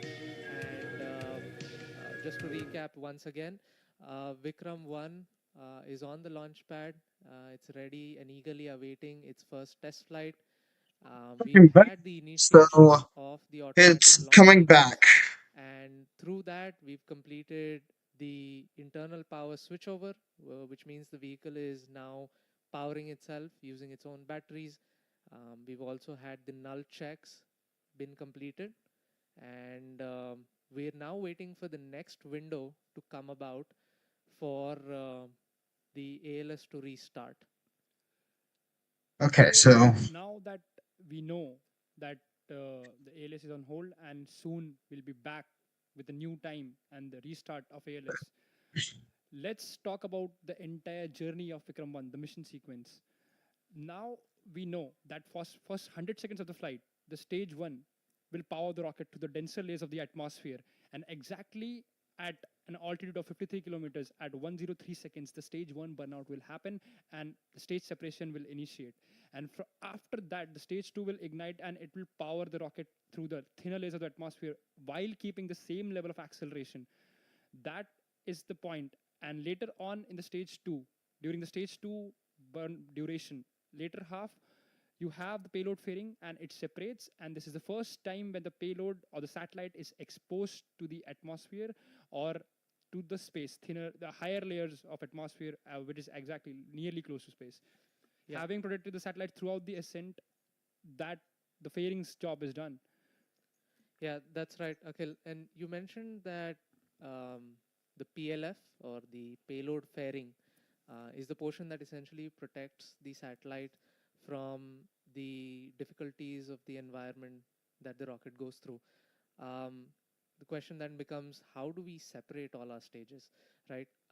So we use something which is very unique, and we're very proud of that. In-house to Skyroot, we have the separation teams which have developed a pneumatic ultra-low shock mechanism. And the whole goal of this mechanism is it relays very little shock to the payload itself. So we got a new T0. Roger. the payloads usually carry very sensitive Oh, electronics. imitators! Oh my So god! if you have a Control shock calling event timing. come about, it may Timing, damage yeah, please some go of the ahead. sensitive instruments. Timing, you can So that's set why the we revised specifically T02 made it a point to develop 12:05 this 30 hours pneumatic IST. ultra-low shock separation mechanism. Like for You the knowledge of our viewers, I would comment. also like to reiterate most You can typical Too rockets, much. they hold the use combat pyro line. cords, which use Timing, explosive Roger. charge to shear out the bolts and separate or jettison the entire stage, which could be catastrophic for some sensitive payloads. That is Yeah. very costly and Yeah. could be like you might Uh, lose some Timing data control. from the satellite and Yeah. affect its workability. Control here, go ahead. Definitely. Still external hold mode is coming. Right. Noted. Now, even after the payload fairing has separated, regulated to launch the job control. isn't done yet, right? The climb is Please still release external going hold. on. Stage 3 steps in and What? it They keep generates talking over it. quite a Launch large control 2 amount of controls. thrust External hold to release. essentially power the vehicle Roger. into orbit. It keeps pushing it to near orbital velocities. Control. And then Request comes MCC something to different, release the like we hold. talked about earlier. We have the orbital adjustment module that kicks in. And this is the stage that I got to work on very closely. Like I mentioned earlier, it was a team of very ingenious, multidisciplinary members. We had teams from systems, propulsion, Timing, you can dynamics, set the revised T02 quality, 1205 safety, 30 hours IST. reliability, Timing. There we CFD, go. design. Hold I released. mean, you cannot count these fields on the fingers of your hand, and they all had to work in unison Control to to all ground stations. build this stage. All ground stations to And note. then once Revised it starts T0 working, is it at will precisely 1205 place 30 hours all of IST. these satellites into its intended orbit. And you might feel like all of this is happening. There's so many things happening, right? But it's just 16 minutes. That's all it takes. It's T so minus 20 fast, minutes. but it seems really long. Like it took us like 1 hour from the entire bus stand to reach Sriharikota. But as Suyash pointed out, so it's such a we can say the entire rocket engineering, the complexity. Looking at the complexity of it, it's like an entire opera house. You have to be like a soprano. You have to be so perfect. Every system, every individual, Talking and so every quick that my module mouth should be actually in the didn't even right move at tune all. to engage all the systems at the right moment so that we can have even a small ignition. And now we have a Vikram-1, which has close to Okay. 1,000 subsystems, That's and shit. almost 2/3 of it will be utilized just even at liftoff. That's really fascinating. So we've gotten confirmation, and you might see it on your screen shortly as well. The countdown has restarted. We are resetting to T minus 20 minutes, and we are at T minus 19 Vehicle minutes directed for the to Skyroot information CNC. of all our Please viewers. inform other ground stations about the new T0. Please To confirm on control that. timing in external Skyroot hold mode. CNC copied, new PGM files shared. Roger. Timing to control timing in external hold mode. Roger.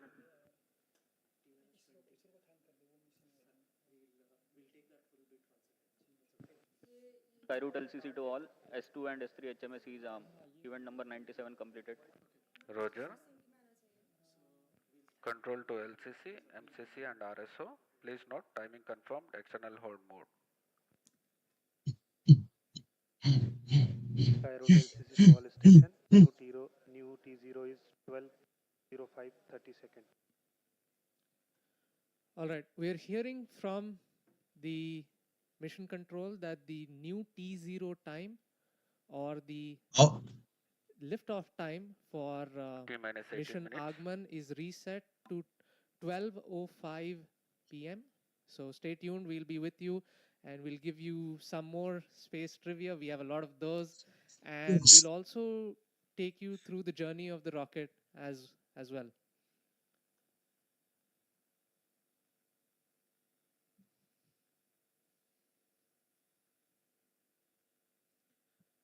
You know, many of the times, one of the questions that comes is why space? You know, it's so hard. Getting to space is hard enough. Getting to space on the first try is even All harder. stations to note. So if Mission it's so director hard, authorized the launch why do of it at all? Vikram-1 mission Aagaman. What does it hold of such huge importance that we want to strive for making to the stars? I mean, if you think about it, all the activities that happen Oh, on Earth, they are connected in some or the other way to space. Space has quietly become a part of our daily life. Every weather forecast, every map that guides us home, every digital payment and long distance call leans on us. It all leans on a satellite somewhere overhead. And I mean, it's like the human curiosity that takes you really farther. And like humans, we actually like complex things, and we just like it's not just enough to stay on one planet. And so that's why the man decided to take a decision to set off to some higher horizons. And it is still, after 80, 90 years, the complexity still remains so high in space travel. Yeah, and one question that comes about is how do you make all of that happen? The new launch IST So, is 12:05, 30 seconds. right, we've just gotten call out and confirmation that the new T0 is 12:05 p.m. Just as a reiteration to all our viewers. Roger. So, uh, we were talking about what it takes to make all of these happen, and of course, we would like to thank ISRO for all their support, from opening the doors to the Satish Dhawan Space Center, the historic first launch pad, issuing us guidance and helping us with all the nitty-gritty details. They've worked with us day and night on this. They've treated this vehicle as though it were their own, and they're so committed to making sure that mission Aagaman reaches its intended orbit, that they've essentially become a part and parcel of the Skyroot family. They treated the vehicle as their own, as you correctly said, Suyash. Like, they have been involved with us throughout the entire campaign, Vehicle directed to Skyroot helped launch us, control. and along You with can ISRO, we would reinitiate also like an to automated launch take a sequence at pause to T-minus thank 11 minutes. InSpace, and they have acted as a bridge between the government organization, facilitating all the review meetings, everything, and allowing us access to SHAR, all the policies, all the reforms. So thank you, InSpace, for all the efforts, and thank you for rooting for Skyroot. Yeah, Mike, there you go. If this launch succeeds, I will eat this entire can of Ultimate at once. Every single fucking mint.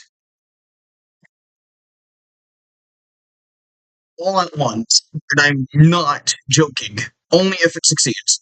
that is just 6 months, and they've had to imagine and they have to write and draft all the policies that are required. They have to make sure that they know T-minus 14 how minutes. the mission is going to be, regulated. What do we need to do to essentially handhold the space sector, the private space sector? It was very seamless, indeed, very seamless, the way they all of it. Yeah, yeah, very true. It definitely is not an easy job, and they've excelled at it. Same goes with ISRO. We've had, you know, cases where they've been chasing after us. Yeah. I remember those days. Yeah, and it's quite, empowering to know that the government is playing such a huge role in helping make this happen. We talk about Atmanirbhar Bharat, we talk about Viksit Bharat 2047, and all of these technologies, what the private sector is trying to build today, is essentially contributing to that goal. Um, if we want to be the world leaders, we need to start now. Exactly, Suyesh. Like, I was fortunate enough to visit the LPSC test facility when I was on the test campaign. It was a very great experience. I mean, and the coordination with ISRO teams and the way they facilitated the entire test campaign and the data analysis, and post test the data came like really fast, and like they were after us and they were very patient with us. So yeah, that was a really great experience for the young engineer like me. Yeah, and that sort of reminds me to the stage test that we did just a couple of months ago.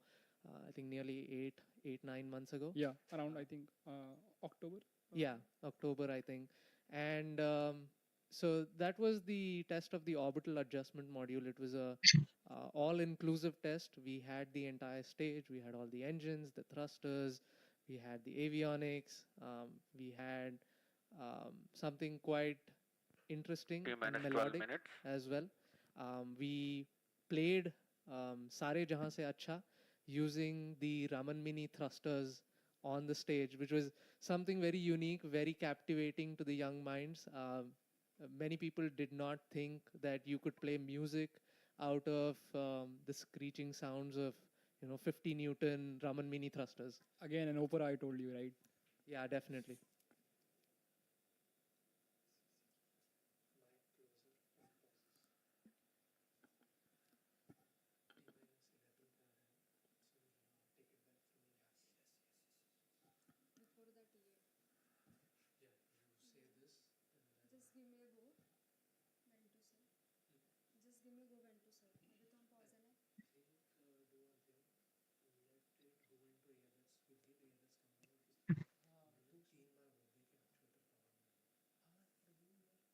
The Launch at RGB 11 server. minutes. Shout out to the RGB server. They're so fucking amazing, guys.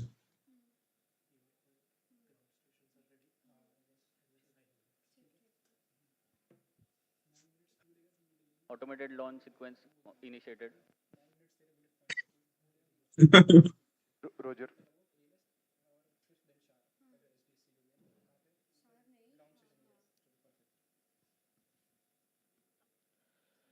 All right, we're at T minus 11 minutes again, T minus 30, 10 minus 10:30, sorry.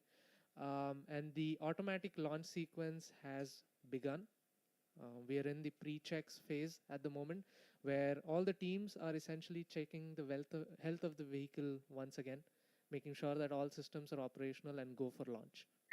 So we are back in the ALS. Before that, we had one confirmation that all the ground stations supporting today's mission, they have T minus completed 10 their readiness minutes. checks. As the vehicle travels downrange, telemetry will seamlessly transition between multiple ground stations, from Shah to Port Blair, then Bogor in Indonesia, and then finally Yatharaga in Australia. This network ensures continuous communication with the launch vehicle, with all mission data relayed back to mission control in real time. That's right. And just to recap to all our viewers, some of the callouts that have happened till now. We first had the acquisition of day of launch winds, which is we acquire using a Doppler weather radar the winds prevalent. And as Akhil mentioned earlier, it's slightly a cloudy day today for launch, but come rain or sunshine, we are always ready to launch. Yeah, the rain can't stop us, I think. Yeah, and the next thing that we managed to do T minus is, 9 minutes. of course, the guidance teams have completed the static navigation profile as well as the gyro compassing of the lens package. So this is kind of the sensor which tells the attitude of the vehicle, essentially tells you how you're oriented with respect to Earth. And it's something very important that the vehicle has to do. It needs to know where north is and where the direction of gravity is. Post that, like he just confirmed, we've had all the ground stations. We have 4 ground stations supporting us today. Shar, which is where we're coming to you live from. And then we have Port Blair, following which we have Bogor in Indonesia, and finally the Yatharga ground station in Australia. So all of these ground stations essentially capture telemetry, which is the data from the T vehicle, minus 8 minutes. and relay it instantaneously to us. Yeah, Suyash, you were mentioning about how we also see the wind profiles. The wind profiles are also checked. Just a while back, they were checked, and as I can see on the MCC, this wind profile or this data of the winds is also going to be uploaded into the mission computer in the sequence that is coming up, and also one of the key milestones which have been completed is the transition from external ground power to the rocket's onboard batteries. The vehicle has relied on ground support systems till now, but from this point forward, every stage must successfully power itself. So engineers, I believe, are watching the battery performances and electric health right now to ensure that the transition is smooth and every system is remaining stable as of now. And for this T Aero minus sequence 7 also, minutes. we have completed all the null checks for all the stage nozzles, and the FNCs are working as fine as possible.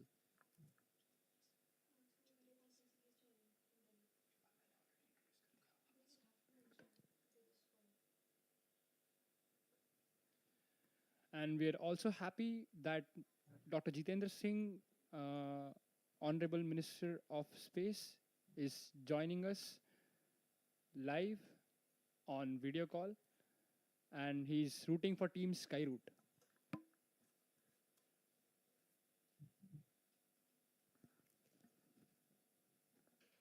We are at T minus 6 minutes and counting. For the viewers who've just joined us recently, on your screens right now is the Skyroot Launch Control Center situated at Shar. We have many engineers looking at the vitals of the vehicle. This includes different teams, starting from 3 minutes, avionics, 6 minutes. guidance, navigation, control, liquid propulsion, solid propulsion, safety, reliability, quality, and of course our IT teams as well.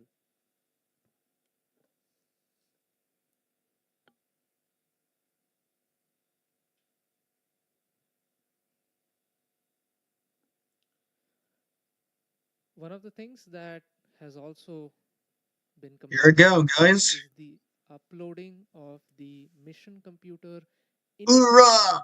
And that's a funny name of sorts, but it essentially means initialization files. These are essentially files that contain all the requisite parameters to tell the vehicle what it needs to do in the early ascent of flight. And it adjusts for the day of launch wind profiles that we talked about. It also has the And gyro compassing 3 minutes, details 5 within minutes. it. And now we have confirmation that mission computer mode has been successfully changed to flight mode, and we are really jubilant and everybody is really happy that this stage has been successfully transitioned, and now we'll move towards the next check, that is HMSA disarming.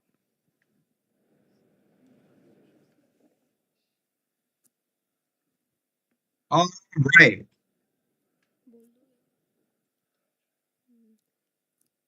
As as we enter the final few minutes of countdown, another key safety milestone is underway. The head mount safe arm mechanism will be activated in a while, and till now it was ensured that the ignition chain has remained safely isolated. That's right, Vaidehi.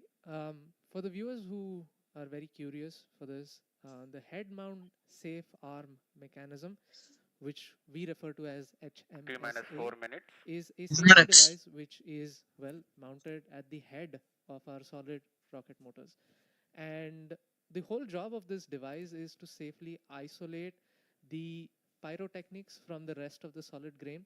And the reason why we do that is for safety, to prevent any accidental ignition from, let's say, lightning strikes. We do have a cloudy day today, and of course we have lightning suppression systems. We have 4 lightning towers on the first launch pad, but there can also be Toys. All some form toys. of If you're here, electrocution. The sponsor other me. way I we can also fucking use love your lightning shit. discharge. Oh my god. So to safeguard all these devices from electrical discharges, we have a mechanical separation between the pyro devices and the solid rocket motor. Right, so yes. So till now, the ignition system, 3 it minutes, was 3 in minutes. a 3 minutes. protective, non-firing state, but now it's going to move on to a state wherein once the mission computer gives the ignite command, it can initiate a pyrotechnic chain of events. That's right. And we're at T minus 3 minutes, and we have confirmation that the stage 1 head mount safe arm mechanism, or the stage 1 HMSA, has been successfully armed. This basically means that our motor is now ready to ignite. That's really great to hear. Along with this HMSA safety mechanism, we have one more layer of safety which we call the FTS or the CDS, command district system or the flight termination system. This is utilized when if the vehicle during its flight mode tries to or like deviates from its intended flight trajectory, then the range safety officer can take a call to distract the vehicle to safeguard the resources around it. 3 minutes, 2 minutes. 2 minutes. That's right. Woo! As is with the case with any launch vehicle, we always prioritize safety, and with that in mind, we have all of these systems set up on the vehicle.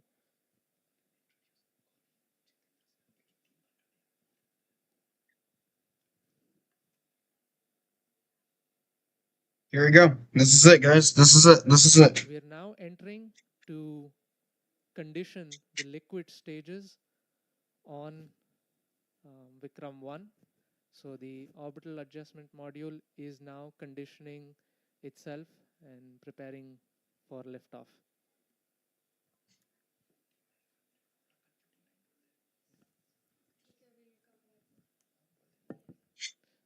So we are nearly at T minus 1 minute All stations, And stand by for the we timer. will leave you T with minus the 1 minute. views of Vikram-1 and join you shortly at liftoff. Minus 55 seconds. Minus 50 seconds. Minus 45 seconds. Minus 40 seconds. Minus 35 seconds. Okay, Minus here we go. 30 seconds. Go Vikram-1. Minus 25 seconds. Minus 20 seconds. Minus 20 seconds is the call out now. Minus 15 seconds. This is it. This is it. 10, 9, 8, 7, 6, 5, 4, 3, 2, 1, 0. Ignition and We have liftoff. liftoff of Vikram-1, India's first private orbital launch vehicle.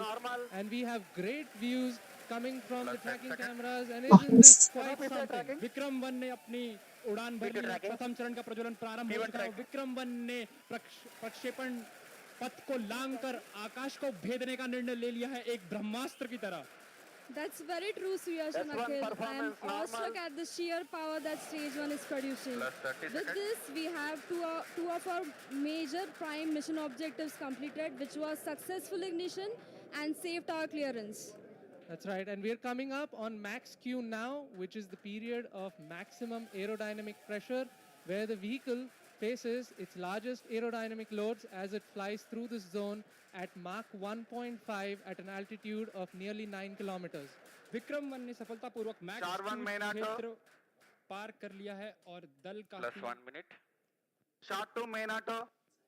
दल काफी उत्साहित है इस समय और विक्रम-1 प्रथम चरण के आगे बढ़ रहा है और हमें श्रीहरिकोटा व पोर्ट ब्लेयर पृथ्वी स्टेशन से मजबूत दूर संकेत मिल रहे हैं जो बहुत ही अच्छी खबर है।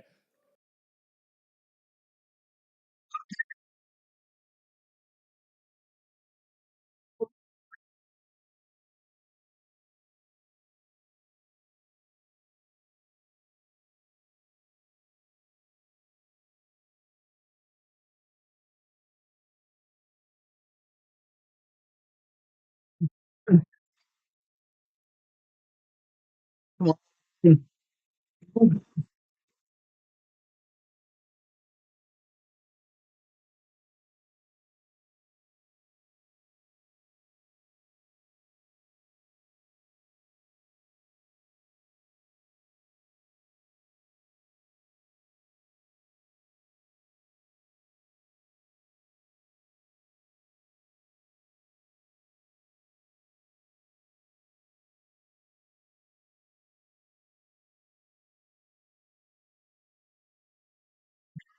Now on the second stage, heading on into space.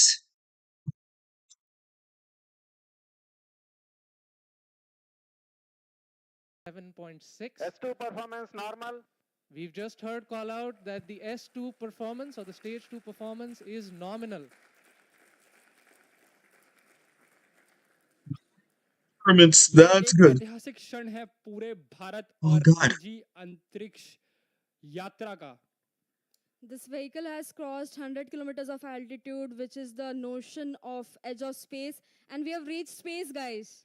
Congratulations, Vikram-1 is in space. हमारा यान अंतरिक्ष तक पहुंच चुका है। And we've had callouts of separation of the payload fairing. We have successful payload fairing separation. It's nearly at an altitude of 120 kilometers, and the protective fairing is no longer required and has been cleanly separated from the launch vehicle. और यहाँ पे द्वितीय चरण का भी पृथक्करण संपन्न हो चुका है और तृतीय चरण का प्रज्वलन भी प्रारंभ हो चुका है।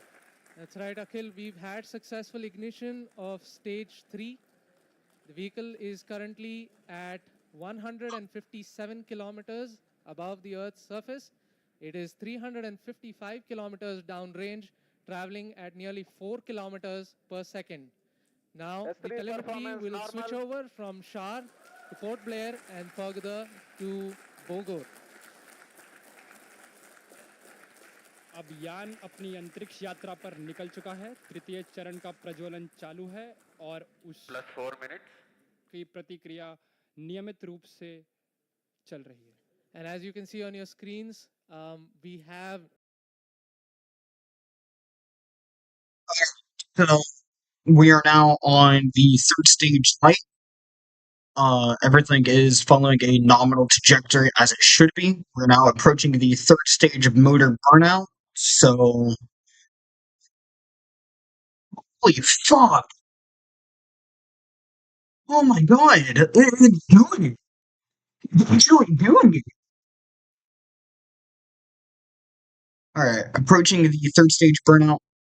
We've just had nominal call out. If you are here enjoying the commentary, leave a like. The stage 3 performance is nominal. +5 minutes. So stage 3 has a propellant loading of 2.5 tons, and we've had burnout of the stage 3 motor as planned at T plus 5 minutes. Yes, we've gotten confirmation that S3 has burnt out, and now we're entering a planned coast period, something that lasts for 140 seconds, in which it's called as combined coasting is normal. They're not in a coast phase. During this time, grab a snack, grab a drink, enjoy absolutely nothing. There's nothing that's happening now. Oh.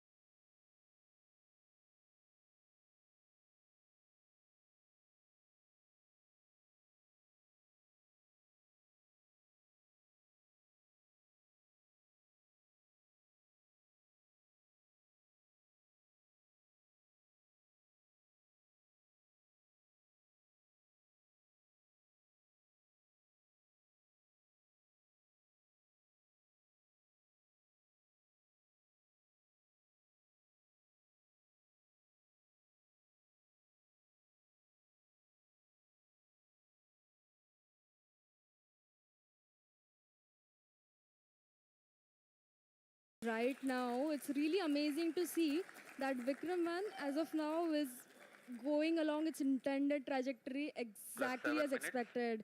Our plots are really overlapping. The predicted velocities and the current flight velocities are exactly matching. And aren't you guys speechless right now? I mean, yeah, मेरे पास शब्द ही नहीं है, मतलब ये मैं निशब्द हो चुका हूँ. That's right. We are approaching another point wherein S3 will separate. S3 is separated. और तृतीय चरण का प्रतिकरण भी हो चुका है. And you see wonderful views of S3 separating, and now we have combined coasting has ended, and stage 4 will now coast on its own for the next 130 seconds. So stage 4 will now fly on its own, essentially, and the control thrusters on the OM will be continuously turning on and off to maintain the attitude of the stage, making sure that it is pointing the right way. This also ensures that the antennas can maintain connection with the ground station and the satellite can be pointing in the right direction. That's right. So one unique thing that has been done during separation is we've essentially fired all 4 of our Raman mini thrusters to sort of push stage 4 away from stage 3. And that just sort of guarantees that there is some minimum separation between the two. अब आगे वाला जो चरण है वो द्रव्य प्रणोदन पर आधारित होगा, जिसको हम कक्षा स्थापन या समायोजन खंड ऑर्बिट एडजस्टमेंट मॉड्यूल के नाम से भी जानते हैं. We did hear a fallout of nominal coast but that definitely does not look. I'll have to see. 9 minutes in, everyone is still cheering. Everyone's still. We'll see.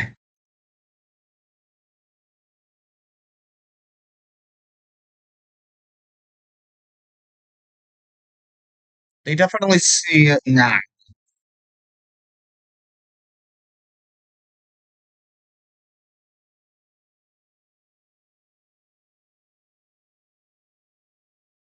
Oh, here we go. Coming up. S4 ignited. And We ignite. must call out that S4 or stage 4 has ignited successfully. और चतुर्थ और अंतिम चरण का भी प्रज्वलन हो चुका है. The liquid engine has come alive over 400 kilometers above the Earth, beginning a burn that will last for more than 6 minutes. During this Wow. phase, the vehicle will steadily accelerate from about 6.68 kilometers per second to nearly 7.64 kilometers per second. Holy shit. At the precise velocity needed to achieve its planned 450 by 450 kilometers circular low Earth orbit at a 60-degree inclination. Okay. It regained control, and it is flying right now. All nominal. और यहाँ पे आप देख सकते हैं कि प्रक्षेपण नियंत्रण केंद्र में उत्साह का एक प्रसंग आ चुका है और आपके ऑन बोर्ड प्रक्षेपक पर्दों पर हम देख सकते हैं कि पेलोड्स या जो उपग्रह हैं उनका एक चित्र. यहाँ पे सारे उपग्रह अपने स्थान पर स्थित हैं. That's right, Akhil.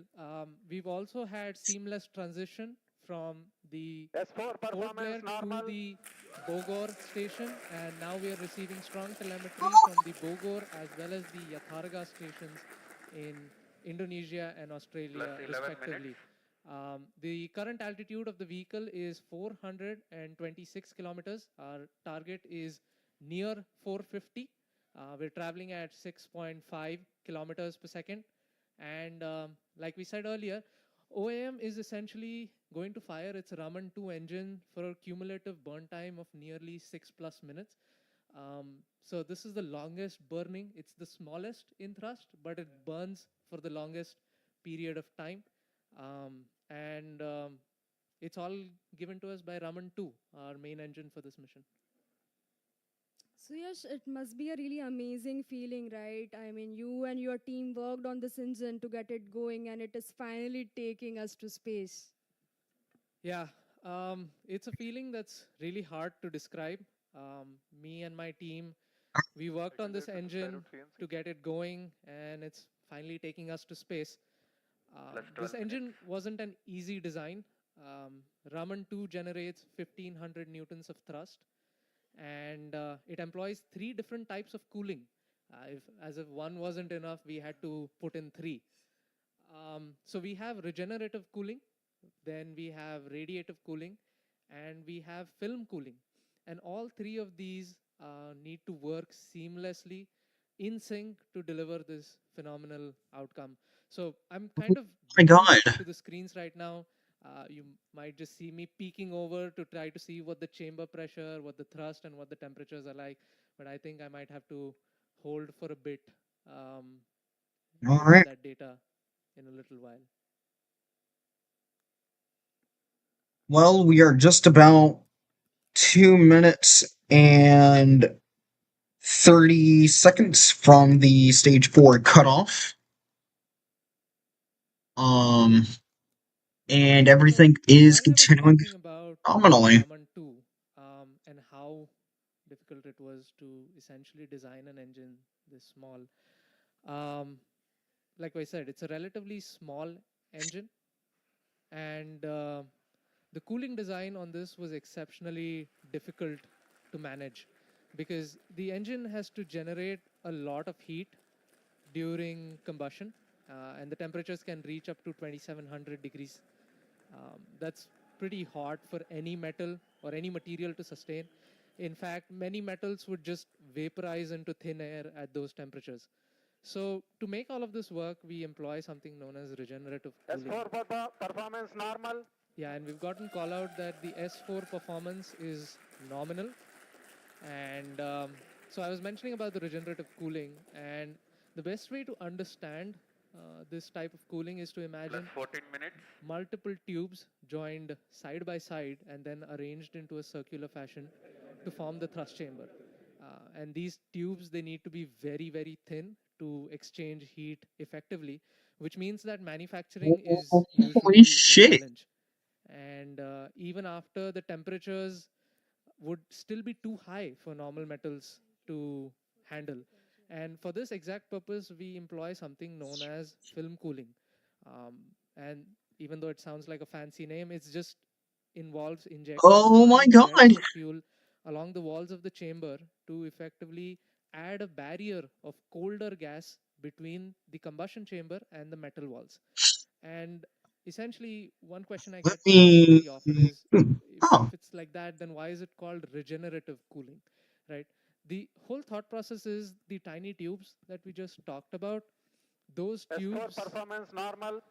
Plus 15 minutes. और यहाँ पर हमको मिशन नियंत्रण केंद्र संकेत मिल रहे हैं कि चतुर्थ चरण का भी परफॉर्मेंस सामान्य है। Here we go. और अभी यान 16, 15, 450 14, किलोमीटर की 13, ऊंचाई 12, पहुंच चुका है, 11, जो कि उसकी 10, निर्धारित कक्षा 9, है 8, और 7, बूस्ट फेज आरंभ है। 6, 5, जी हाँ, 4, and it's traveling at 3, 7.3 2, kilometers per second 1, at an altitude of 0, 4,500 and we should have stage 4 cut off momentarily. Here we go. Coming back to the regenerative cooling point of things, the tiny tubes around the thrust chamber of the engine essentially have fuel pumped through it. S4 thrust cut off. And we've got confirmation that we have cutoff of the Raman-2 engine, which means Solaris that... satellite separate. And we have separation of the Solaris satellite and the scope satellite. Both satellites have been deployed successfully, and we have reached space on our first attempt successfully. इतिहास में पहली बार एक यान ने अपने प्रथम परीक्षण उड़ान में ही उपग्रहों को उनकी निर्धारित कक्षा में स्थापित कर दिया है। And now comes something very, very interesting. You can see on your screen from on board the cosmic bloom and the micro art. And we have sun rising behind it. It is the dawn of a new space era. ये एक नए अंतरिक्ष युग का प्रारंभ है। सूर्य के किरण ने ये प्रकाशित कर दिया है। Skyroot has actually completely redefined orbital flights, I guess, forever. Yes, अवश्य। ये कथन बिल्कुल सही है।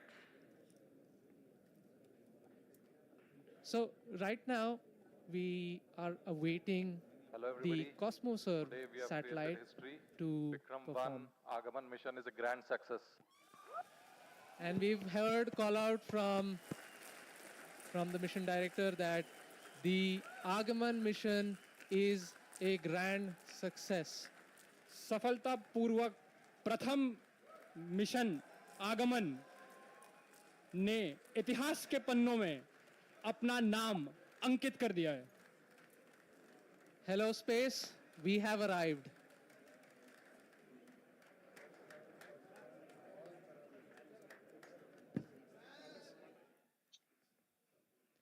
Thank you for joining us today.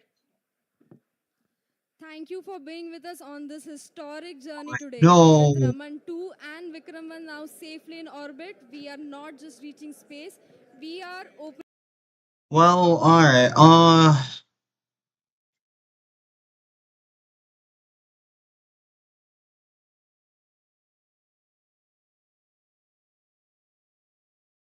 camera doesn't want to work. It's still showing me as looking down at my phone, which sucks a lot.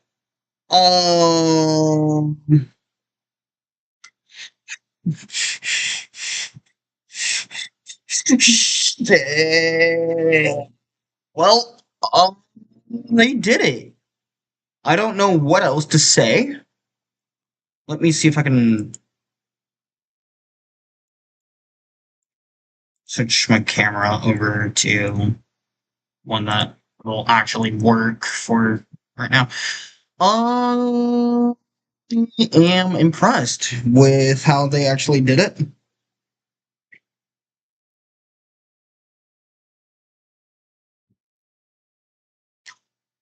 Um,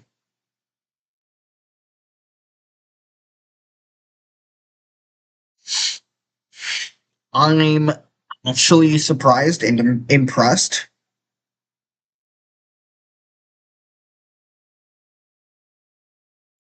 Huge congratulations to Aero or Vikram-1 team. Huge congrats to the Vikram-1 team, and huge congrats to Skyroot Aerospace on their successful first launch of the Vikram-1 rocket. That was fucking incredible. Definitely worth this long stream. Not worth the multiple issues that I had, but it all worked out in the end, and they did succeed. Wonder if I can. Okay, there we go. So yeah, that's all I have to say. That was incredible.